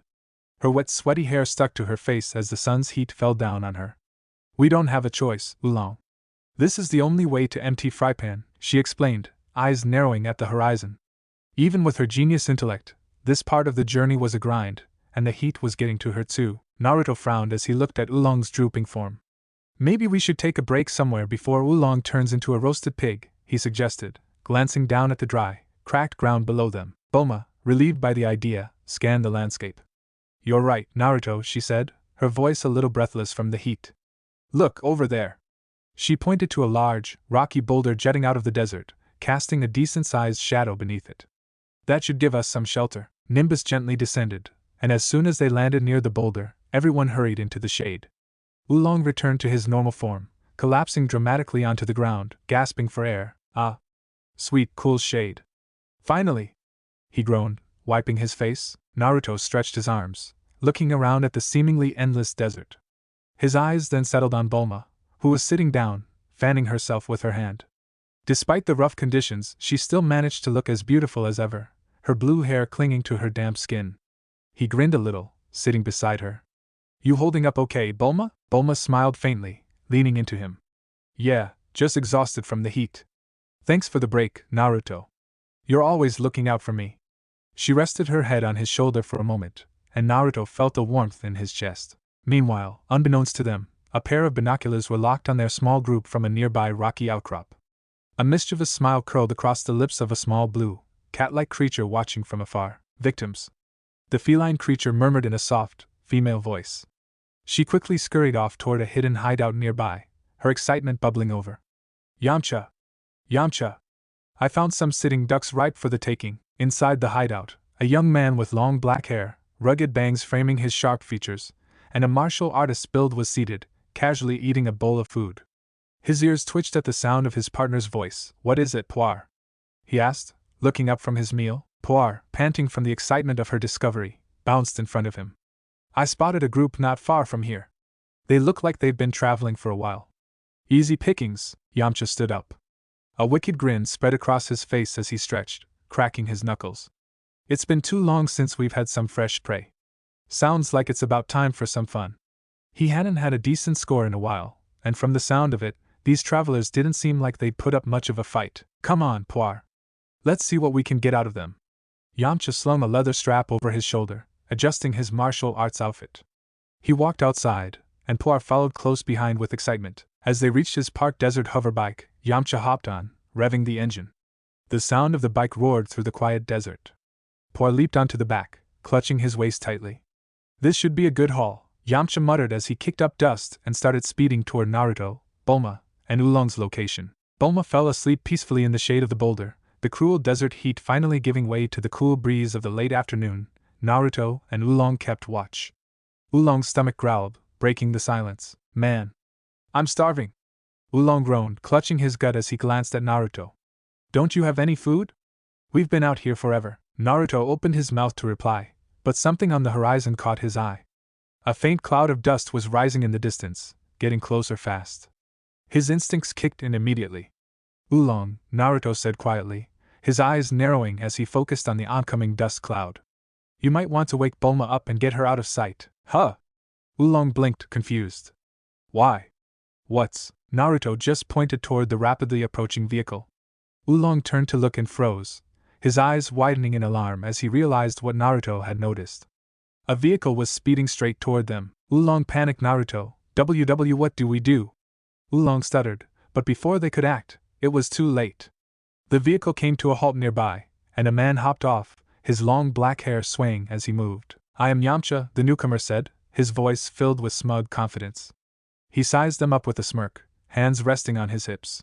Master of this desert, and you're trespassing on my land. Behind him, the blue cat-like creature from earlier, Poir, floated down beside him. She grinned wickedly. And it's my land too, she added, her voice high-pitched and playful. But Oolong's eyes went wide as he recognized her. Poir! Is that you? Oolong blurted out, pointing at the floating cat with a mixture of surprise and dread. We went to the shape-shifting academy together. Poir scowled, her expression darkening. Oh, I remember you, all right. She hissed. You used to bully me, steal my lunch money, and pick on me because I was smaller. You were an awful pig, Yamcha chuckled. His eyes looked at both Poir and Oolong. Looks like the tables have turned, huh, pig? Yamcha said, his tone dripping with amusement. How does it feel to be the one facing someone bigger now? Oolong backed up quickly, retreating to Naruto's side as his bravado melted away. Naruto, are you sure you can handle this guy? He whispered, trembling. He looks really strong. Poir smirked at Oolong's fear. Just like the old days. Still hiding behind someone else when you're scared. Naruto stepped forward, placing himself between Oolong and the bandits. His voice was calm but firm. That's enough, Naruto said, his tone leaving no room for argument. You might think you're tough, ganging up on Oolong, but you're forgetting I'm still here. Yamcha laughed dismissively, waving his hand as if brushing off Naruto's presence.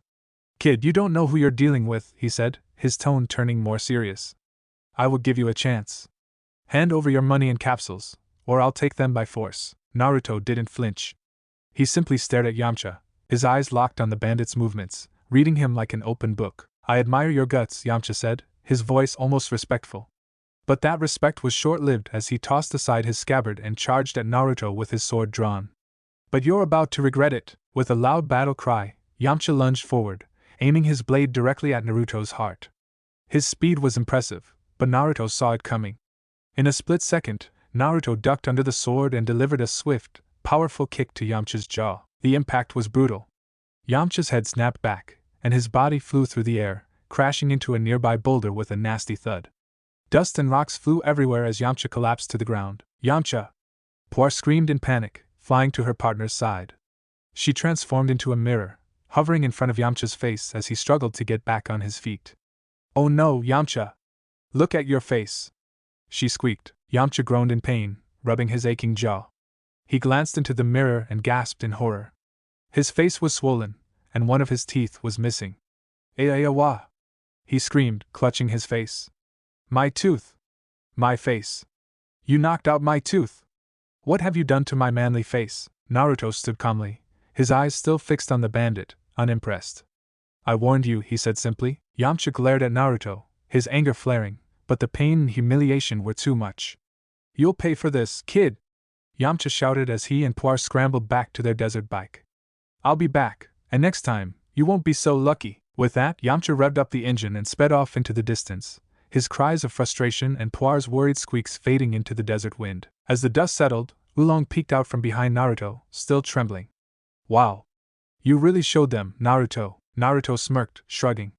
It wasn't that big of a deal. Bulma, having woken up from all the commotion, stretched lazily and yawned. What happened? She asked groggily, completely unaware of the little chaotic encounter that had just unfolded. Naruto chuckled softly. Nothing much, just dealt with some desert trash. Bulma kissed Naruto on the cheek. Good job, Naruto. Hey guys, look what I found. Oolong's voice got their attention. Both Naruto and Bulma turned to see the pig gleefully holding up a capsule. It's a mobile home capsule. Those bandits must have dropped it. Naruto chuckled, impressed. Good find, Oolong. Nice job. Bulma chimed in with a smile, her tiredness lifting. Oolong tossed the capsule into the open space, and with a puff of smoke, a large, two-story mobile home appeared. The trio entered, amazed at the luxury inside, spacious living quarters, comfortable bedrooms, and most importantly, a kitchen stocked with food and water. Their stomachs growled in unison. I'll cook something up, Oolong offered, heading straight for the kitchen. Bulma ran her fingers through her blue hair with a groan. Ugh, my hair is a mess from that desert wind. I need a bath badly. She headed upstairs, eager to freshen up. Once inside the bathroom, Bulma looked around, slightly disappointed by its size. This is tiny. Only room for a shower, she muttered, already undressing. Just as she was about to turn on the water, the door opened behind her. Naruto? She turned, surprised to see him standing there, his eyes filled with desire. What are you doing? Naruto leaned against the doorway, a playful smirk on his lips. I was thinking. Since we've got limited water and all, why not share a shower? Save resources? Plus, I can give you a massage while we're in here, he suggested, his voice low, almost teasing. Bulma blinked, her heart pounding in her chest. The boldness of his offer both shocked and excited her. Is he serious? She thought. Her body heats up well. Why not? Why yeah, sure, Bulma mumbled, barely able to get the words out, her voice breathy with nerves and excitement. Naruto's eyes darkened as a smile spread across his face.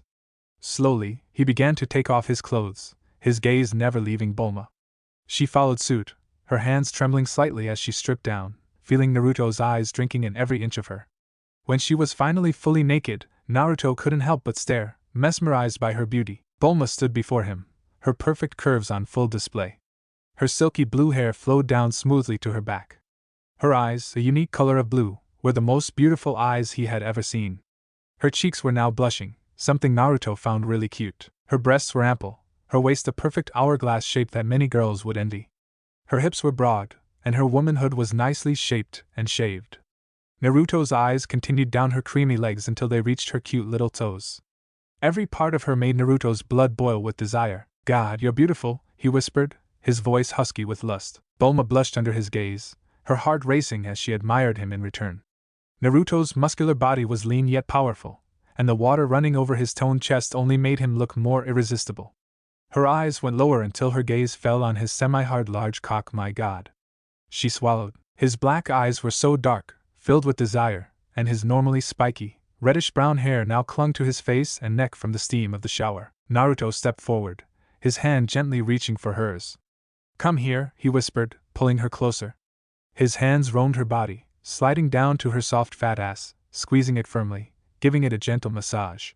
So soft, he muttered, squeezing her flesh even more, and Bulma let out a small gasp. Naruto. She moaned as he kneaded her ass, his touch making her tremble with need. Naruto pressed his lips against hers as they kissed under the shower. He broke the kiss and gazed at her with eyes filled with desire. "Let me make you feel good," Naruto growled into her ear, his lips brushing against her skin, sending shivers down her spine. Bulma blushed and buried her head against his muscular chest. The trio continued their journey toward Empty Frypan, the desert stretching endlessly before them. Oolong was driving. Naruto sat by the window, trying to distract himself from the rising hard-on between his legs.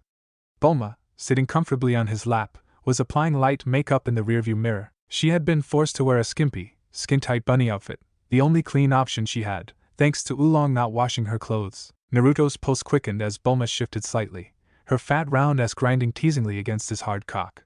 He clenched his fists, his eyes narrowing. She's doing this on purpose, he thought, biting the inside of his cheek to maintain some control. Through the reflection in the mirror, Bulma's eyes met his, a mischievous smirk playing on her lips as she reveled in the power she held over him. Once her makeup was finished, she casually put her kit away and turned to face him, her expression innocent, her voice dripping with false concern. "Are you okay, baby? You look tense." Her tone was playful, as if she hadn't been tormenting him for the past half hour with her sultry movements. Naruto's patience snapped. He wrapped his arm around her waist and pulled her against him, his lips brushing against her ear as he growled, "Don't play with fire, Bulma. You'll get burned." His voice was almost predatory. "Or have you already forgotten what happened last night?" A shiver ran down Bulma's spine at his words. Her mind flashed back to the shower, to the way he had taken control, how he had left her trembling and utterly satisfied with his fingers alone. She swallowed hard, trying to play it cool. "I don't know what you're talking about," she mumbled, but her act faltered when she felt Naruto's hardening cock pressing firmly against her fat-ass cheeks. Despite her words, she pushed her hips back into him, grinding her ass against his cock. Naruto's eyes darkened with lust. "Looks like I need to remind you," he whispered darkly. His hand slid up her side, cupping her full breasts through the thin material of the bunny outfit, giving it a firm squeeze. Bulma moaned softly, her breath hitching as his other hand slipped between her thighs, fingers grazing the damp fabric of her sexy bunny suit. "Ah! And Naruto, stop!" Bulma gasped, her hips jerking forward as his fingers rubbed against her sensitive pussy. She squirmed in his lap, but Naruto held her firmly, his grip never loosening. "You should have thought of that before teasing me," Naruto murmured, his voice dripping with devilish intent. His fingers worked skillfully, pushing her to the brink of losing control. Bulma bit her lip to stop her moans, but it was no use. Her head fell back against his chest, her body arching as she moaned louder, unable to stop herself. Up front, Oolong's ears twitched at the sound. His brow furrowed in frustration as he gripped the steering wheel. "Can you two please knock it off back there? I'm right here, you know." The new couple paid the pig no mind, but before it could escalate further, Oolong's voice broke through. "Wait, what the?" he muttered, glancing into the side mirror. "Something's following us." His eyes widened as the shape came into focus, a green car coming toward them at high speed. "It's those bandits from yesterday." Naruto's attention shifted, his eyes narrowing as he spotted the vehicle getting closer. "Looks like they didn't learn their lesson," he muttered under his breath. A few minutes earlier, Yamcha and Puar had been tailing the trio for hours, their determination to exact revenge driving them forward. Yamcha gripped his rocket launcher tightly, a smirk tugging at the corners of his mouth. "There they are," he said. Puar nodded, speeding up to close the distance. "Are you sure about this, Yamcha?" "Trust me. This time, we're ready," Yamcha replied confidently, positioning the rocket launcher on his shoulder. His finger was over the trigger as the mobile home came into range. "Just get me close enough." Puar swerved to align their vehicle. "Steady, Yamcha," she warned, her voice tense. "I've got this," Yamcha muttered, his gaze locked on the mobile home in front of him. He took a deep breath, exhaled slowly, and fired. Naruto and Bulma leaned out the window. "What's he doing?" Bulma asked, her brows furrowed as she tried to make sense of the scene. Naruto's eyes followed Bulma's gaze. "I don't know, but whatever it is, it can't be good." His voice trailed off as the man pulled the trigger, launching a massive projectile. Bulma's heart skipped a beat when she saw it. "Oh no! It's a rocket, and it's heading straight for us!" she shrieked, clutching Naruto's arm in sheer panic. Naruto didn't flinch. His calm demeanor surprised her. "Don't worry, I've got this." Without hesitation, Naruto rolled down the window and leaned out, raising his right hand, his index finger glowing with a thin blue energy. He concentrated for a split second, then fired a small but precise key beam at the incoming rocket. The beam hit the rocket midair, causing it to detonate before it could reach them. The explosion filled the sky with a fiery blast, but the mobile home remained untouched. Before the smoke could clear, Naruto fired a second beam, aiming straight at the bandits' car. The beam struck one of the tires. The bandits screamed as they spun wildly, their car skidding off the road and crashing into a large boulder. Bulma exhaled a deep breath. Her body leaned against Naruto in relief. "Good job, Naruto," she whispered, her heart still pounding in her chest. For a brief moment, she had thought they were done for, but as always, Naruto had been there to save her. She looked up at him, curiosity lighting up her eyes. How did you do that?"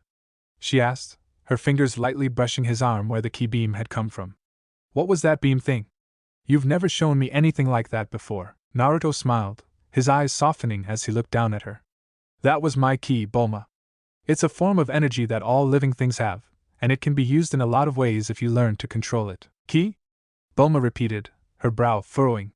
"I've heard about energy manipulation in scientific terms, but this is different." Her hand was resting on his chest as if she could feel the energy pulsing within him. "Tell me more, Naruto." With a grin, Naruto nodded. "Ki is essentially physical energy. It's the energy that flows through every living being. With the right training, you can harness it, just like I did back there. Some use it for healing, others for combat. I've been practicing it for years." He went on to explain the basics of ki manipulation, guiding Bulma through the concept as their journey continued through the barren desert. Meanwhile, Yamcha's face was filled with frustration and disbelief as he stared at the wreckage of their car. His hands trembled slightly as he clutched his sword, his teeth grinding in anger. "We underestimated them, Poir," he muttered. Poir floated next to him, her wide eyes filled with concern. "That kid. He's a lot stronger than we thought, Yamcha," she said softly. Yamcha's jaw clenched. "No. I underestimated him," he growled. "He's not just some ordinary kid, he's powerful. Far more than I expected." His thoughts raced as he pieced together a new strategy. There was no way he would let them slip through his fingers again. His pride was on the line now. Poir hesitated, looking up at her longtime friend. "So, what now? Are we just going to give up?" Her voice carried a hint of uncertainty, the doubt in her eyes clear. After seeing Naruto's abilities firsthand, she wasn't so sure that they could take him on head-to-head. Yamcha's gaze hardened as he sheathed his sword. "No way. We're not giving up. We're just going to change our approach." "Change our approach? How?" Poir asked. Yamcha's lips curled into a sly smirk. "We need to catch them off guard. It's the only way we'll beat them and get our revenge. We can't rely on brute force anymore. We'll have to outsmart them." Poir frowned but nodded slowly. "Okay. If you think it'll work, Yamcha." Yamcha looked back toward the distant figure of the mobile home disappearing over the horizon. His fists clenched at his sides. "Oh, it will work. They won't see it coming." The next day, after their escape from Yamcha, Naruto, Bulma, and Oolong were on their way to Empty Frypan in search of the sixth Dragon Ball. "The journey has been smooth so far." Naruto leaned forward, staring at the horizon. "How much longer until we get to Empty Frypan, Oolong?" Naruto asked, glancing at their pig companion, who looked more nervous with each passing mile. "We're almost there," Oolong replied, his voice shaky. He couldn't hide the fear creeping into his tone, his small body trembling as he pointed ahead. "I really don't want to go there." Bulma noticed his anxiety and raised an eyebrow. "You're still scared about that silly old legend, huh? Come on, Oolong. It's just a story. How could an entire mountain really be on fire?" She chuckled, trying to dismiss the thought, but something in Oolong's demeanor unsettled her. Naruto, however, grinned confidently. "Yeah, seriously, how could that even?" His words were cut short as a wave of intense heat suddenly hit them all. Naruto blinked in surprise, feeling the sudden shift in the atmosphere. "What the? Why is it getting so hot all of a sudden?" Bulma wiped her forehead, sweat dripping down her face as the heat became unbearable. "It's weird for a place this far north to be this hot. What's going on?" she exclaimed, tugging at her bunny suit to get some air. Oolong, still shaking, muttered, "It's because of Empty Frypan.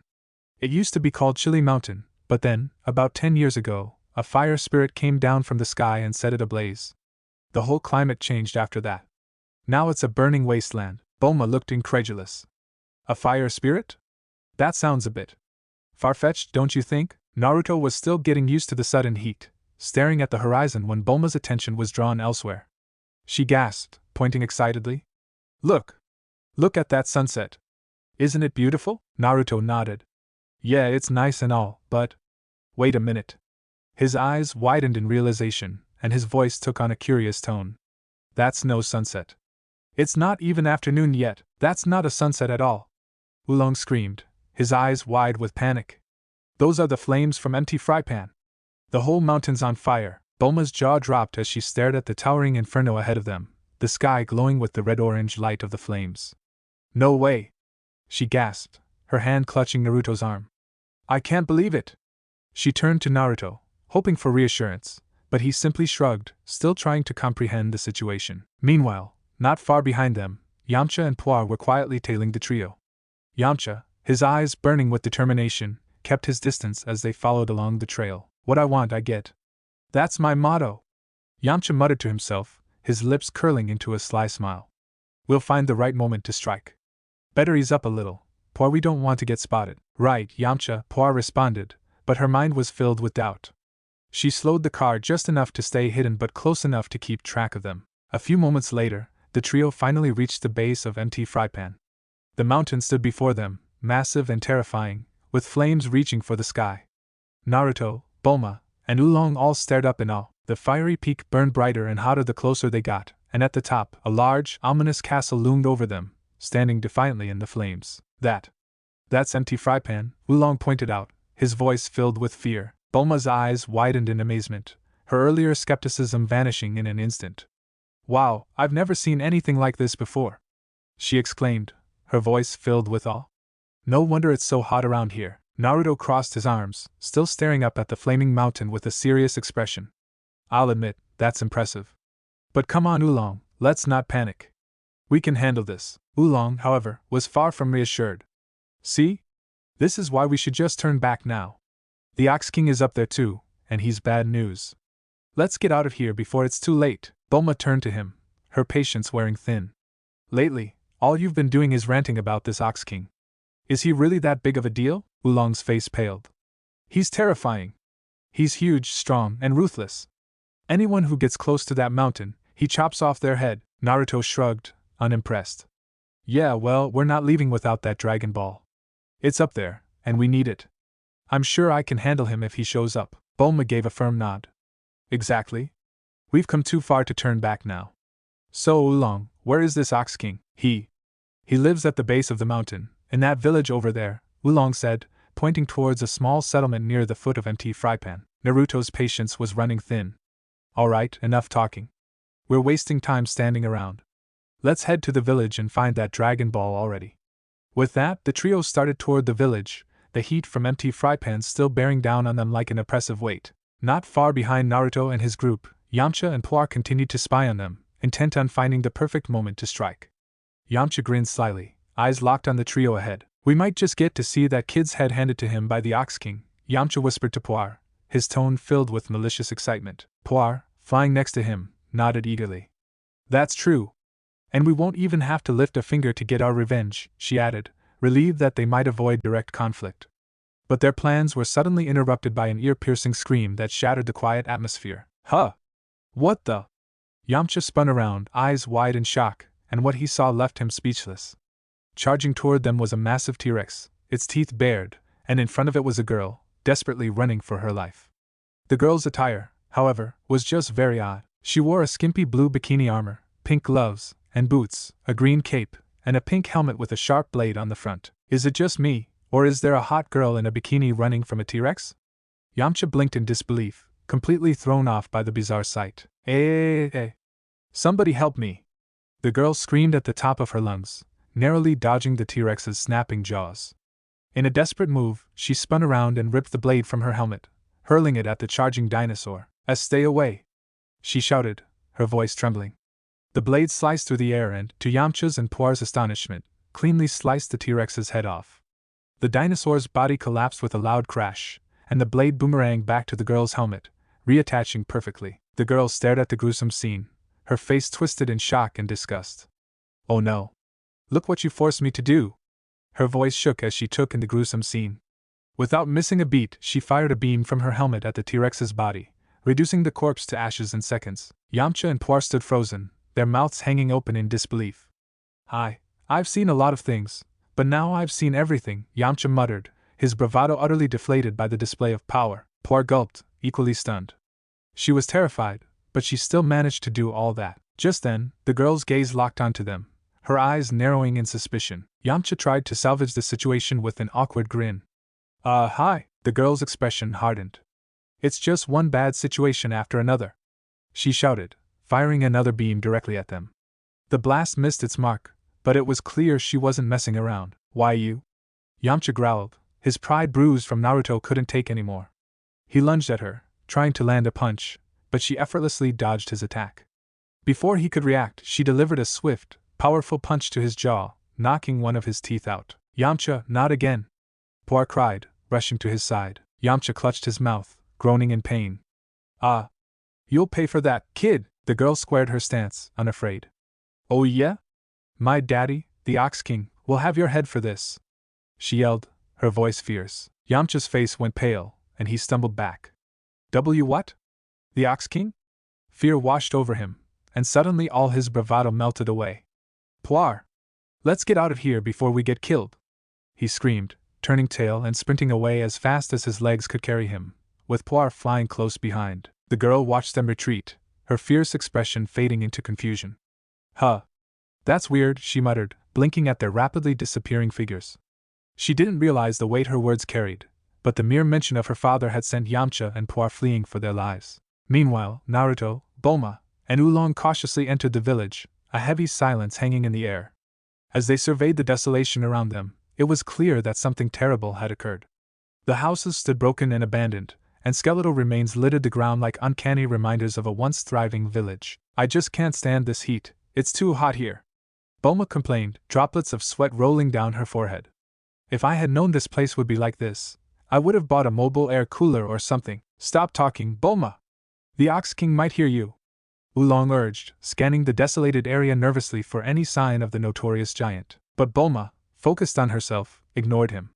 She pulled out her dragon radar, and her eyes gleamed. According to the radar, it's definitely up there in the castle, she said, glancing up at the distant castle looming ominously above them. Her gaze shifted to Naruto, who was busy kicking a skeleton's head away. Hey Naruto, can you fly up to the castle and bring back the Dragon Ball? Bulma asked, her voice hopeful. Naruto looked at the castle, then nodded enthusiastically. He called for Nimbus, and within moments, the cloud appeared, ready for action. As he climbed onto Nimbus, shot towards the burning castle. However, just as he was about to reach the castle, fiery tendrils shot up from the mountain, aiming for him. Shit! What was that? The Saiyan said in surprise. He managed to dodge the first attack, but the second hit Nimbus hard. The magical cloud shook him off, sending him tumbling into a nearby lake with a nasty splash. Naruto! Bulma shouted in alarm, her heart racing as Naruto lost his balance and fell below. Quickly swimming up, Naruto took a deep breath. He hadn't expected Nimbus to shake him off so abruptly. The fiery tendrils must have scorched the cloud. He looked up above Nimbus. Come back! Naruto yelled from the water, watching in dismay as Nimbus fled from sight. He swam to the shore and used his ki to dry his clothes, frustration coursing through him. Suddenly, a girl came rushing toward him, her expression a mix of concern and curiosity. She was very pretty, but her daring outfit caught Naruto's eye. Is she really wearing fantasy bikini armor? The teen Saiyan thought. Standing at least as tall as Bulma, she had long, straight black hair and striking dark eyes. She had an hourglass-shaped yet toned body. The bikini hugged her curves like a second skin. Her pussy was cupped in the front while her ass was being squeezed in the back by her panties, her fat doughy cheeks sticking out, and her large C-cups squished up and out of the top of the bikini top. Her thick thighs even put Bulma to shame. Her bikini armor hugged her curves tightly, leaving little to the imagination. Are you okay? I saw you fall from the sky, she said, stopping just in front of him. Despite her worry, her gaze lingered on his muscular frame. A blush appeared on her cheek seeing the hunk checking her out as she thought, maybe he came here to challenge my father for my hand in marriage. Oh, God! He is so handsome. And so dashing. Yeah, I'm fine. Who are you? Naruto managed to ask, struggling to keep his gaze off her almost naked body.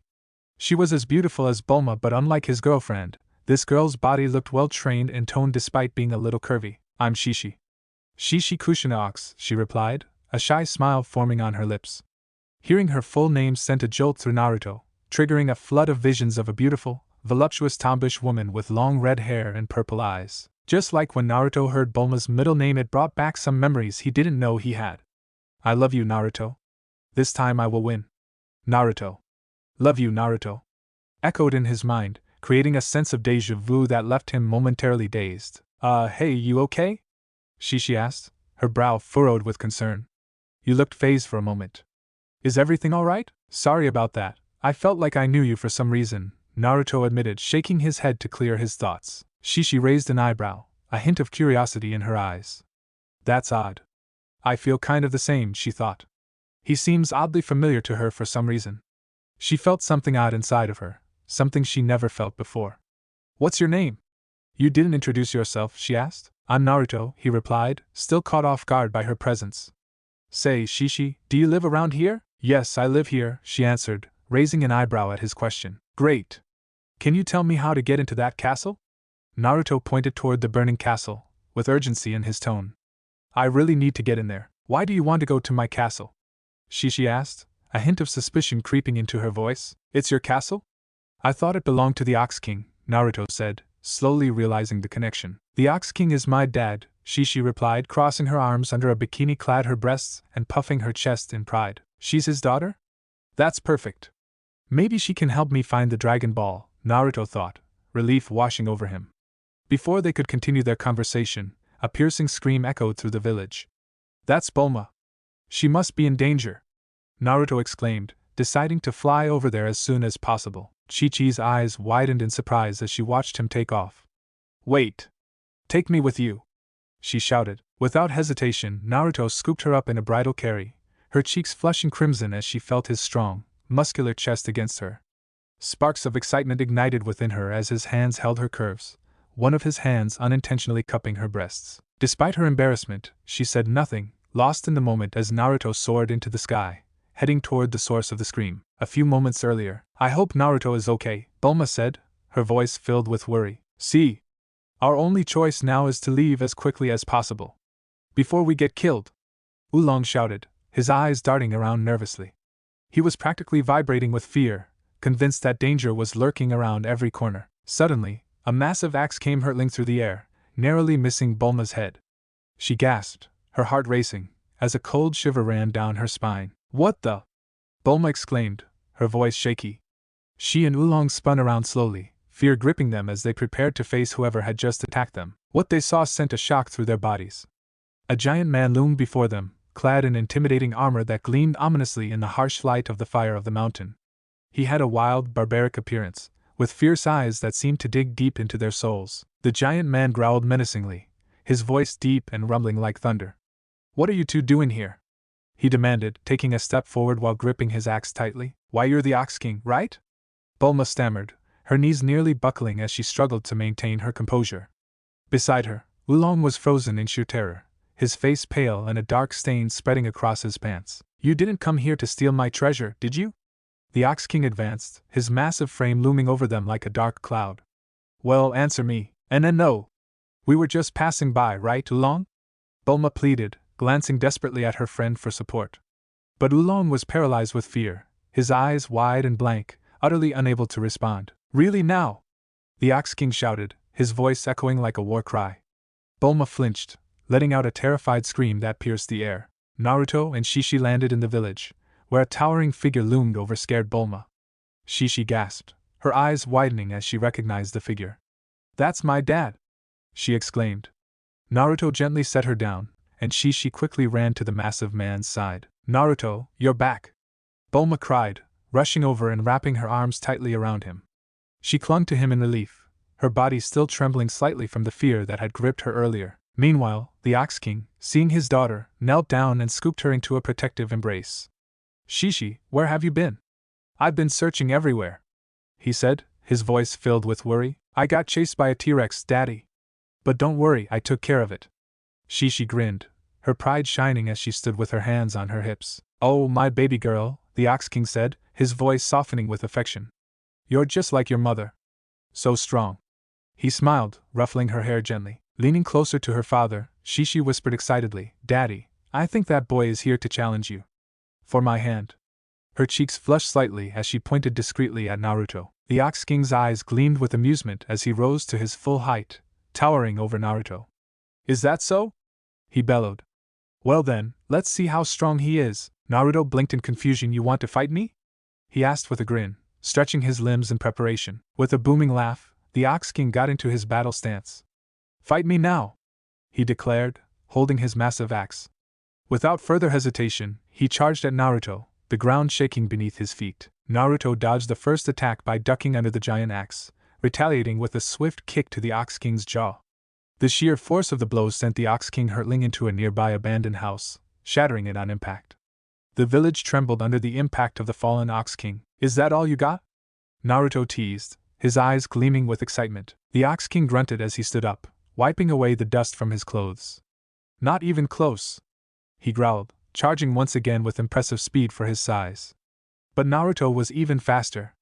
Every swing of the axe was met with nothing but air, as Naruto easily dodged each strike. With a final burst of speed, Naruto delivered a devastating punch to the Ox King's jaw, sending him crashing into the ground once more. Shishi and Bulma watched in awe.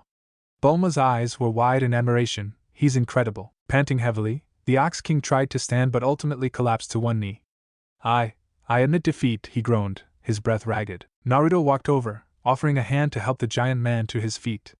"You're pretty strong, old man," Naruto said with a grin. "That was fun." The Ox King chuckled, despite the ache in his body. "You're stronger than I thought," he admitted, taking Naruto's hand. As he rose, he looked at Naruto with a newfound respect.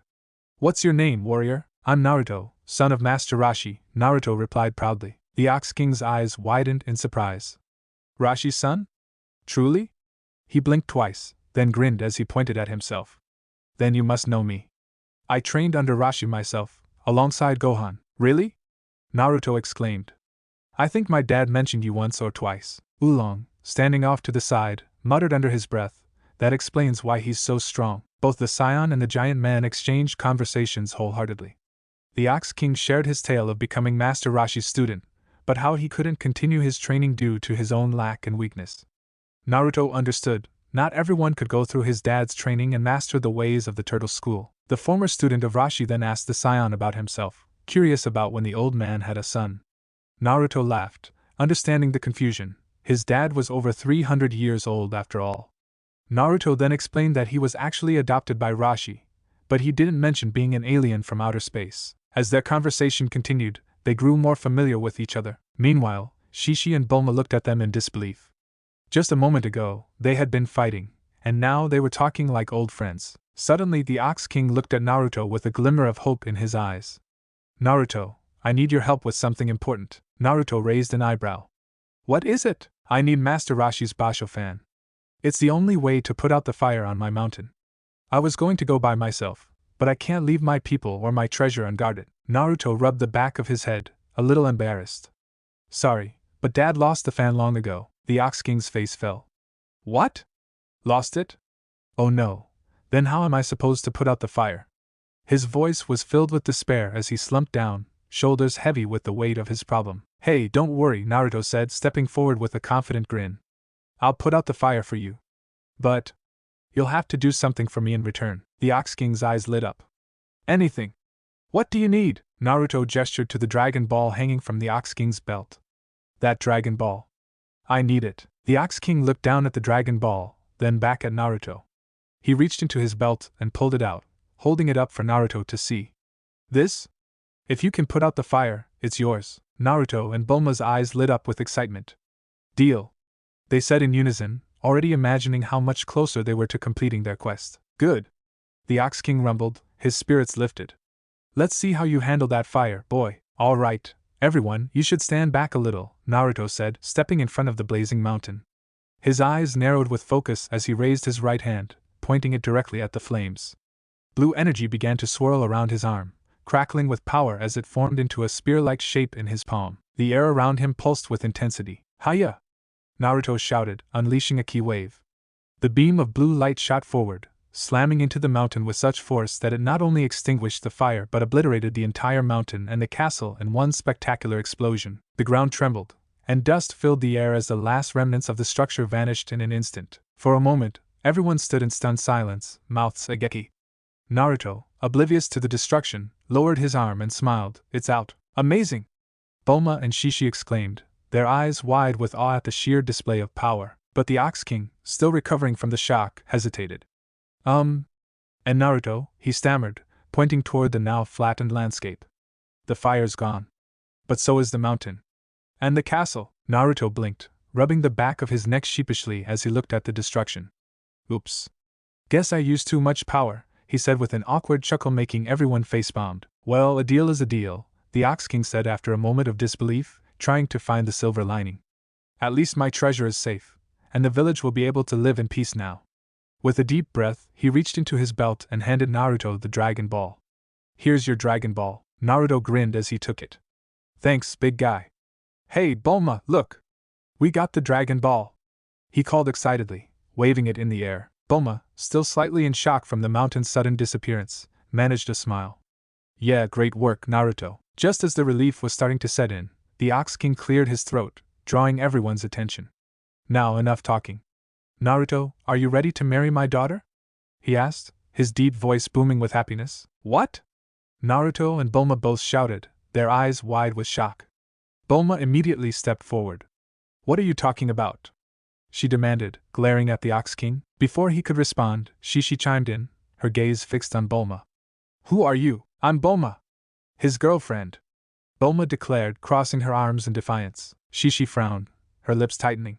Well, too bad, because I'm going to marry him, she said confidently, her voice filled with determination.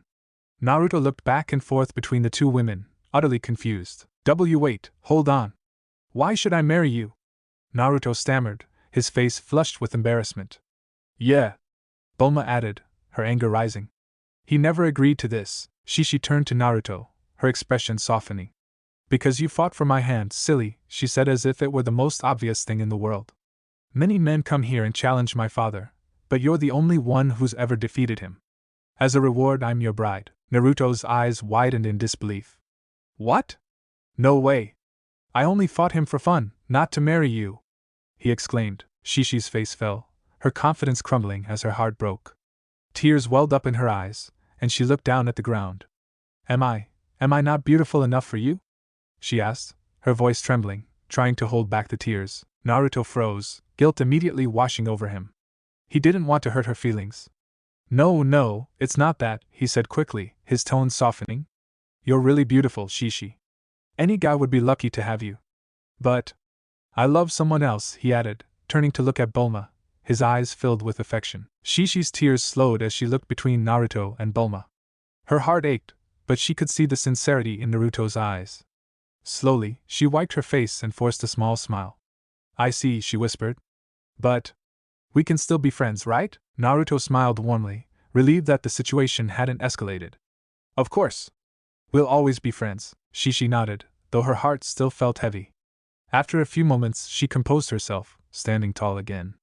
Bulma let out a long sigh of relief, glad that the situation was finally resolved. As Naruto, Bulma, and Shishi stood together, the air felt lighter, the tension fading away. The awkwardness remained, but at least they could move forward as friends. After the recent fiasco, Bulma checked her radar, eyes glued to the small screen. Let's see where the last Dragon Ball is. There it is.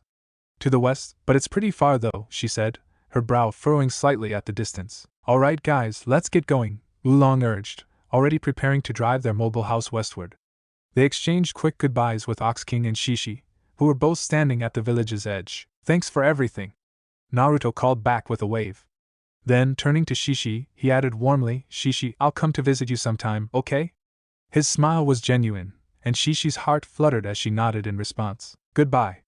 Shishi shouted after them, waving energetically as the mobile house pulled away, growing smaller with each passing moment. The Ox King looked down at his daughter, noticing the sadness in her eyes as she watched Naruto leave. Don't be sad, Shishi, he said, placing a comforting hand on her shoulder.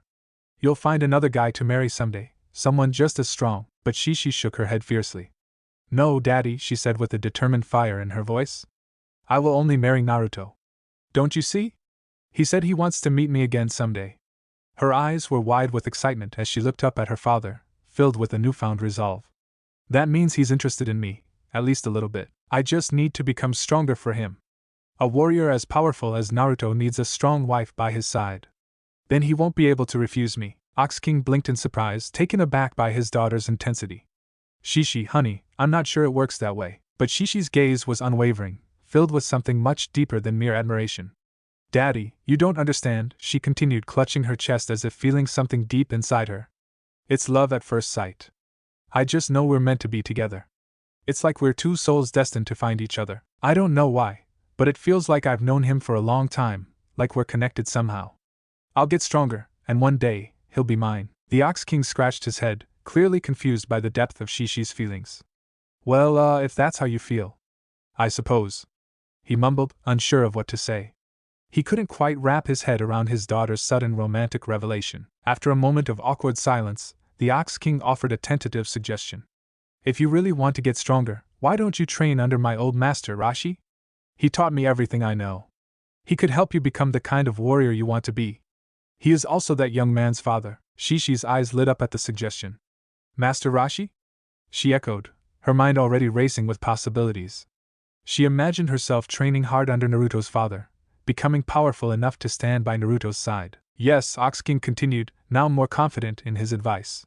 He's I mean a huge pervert, but he's the best teacher there is. If you're serious about this, I'm sure he'd take you on as a student. Shishi clenched her fists, her resolve stronger than ever. Then that's what I'll do. I'll become the strongest woman alive, and when I do, Naruto won't have any reason to turn me away.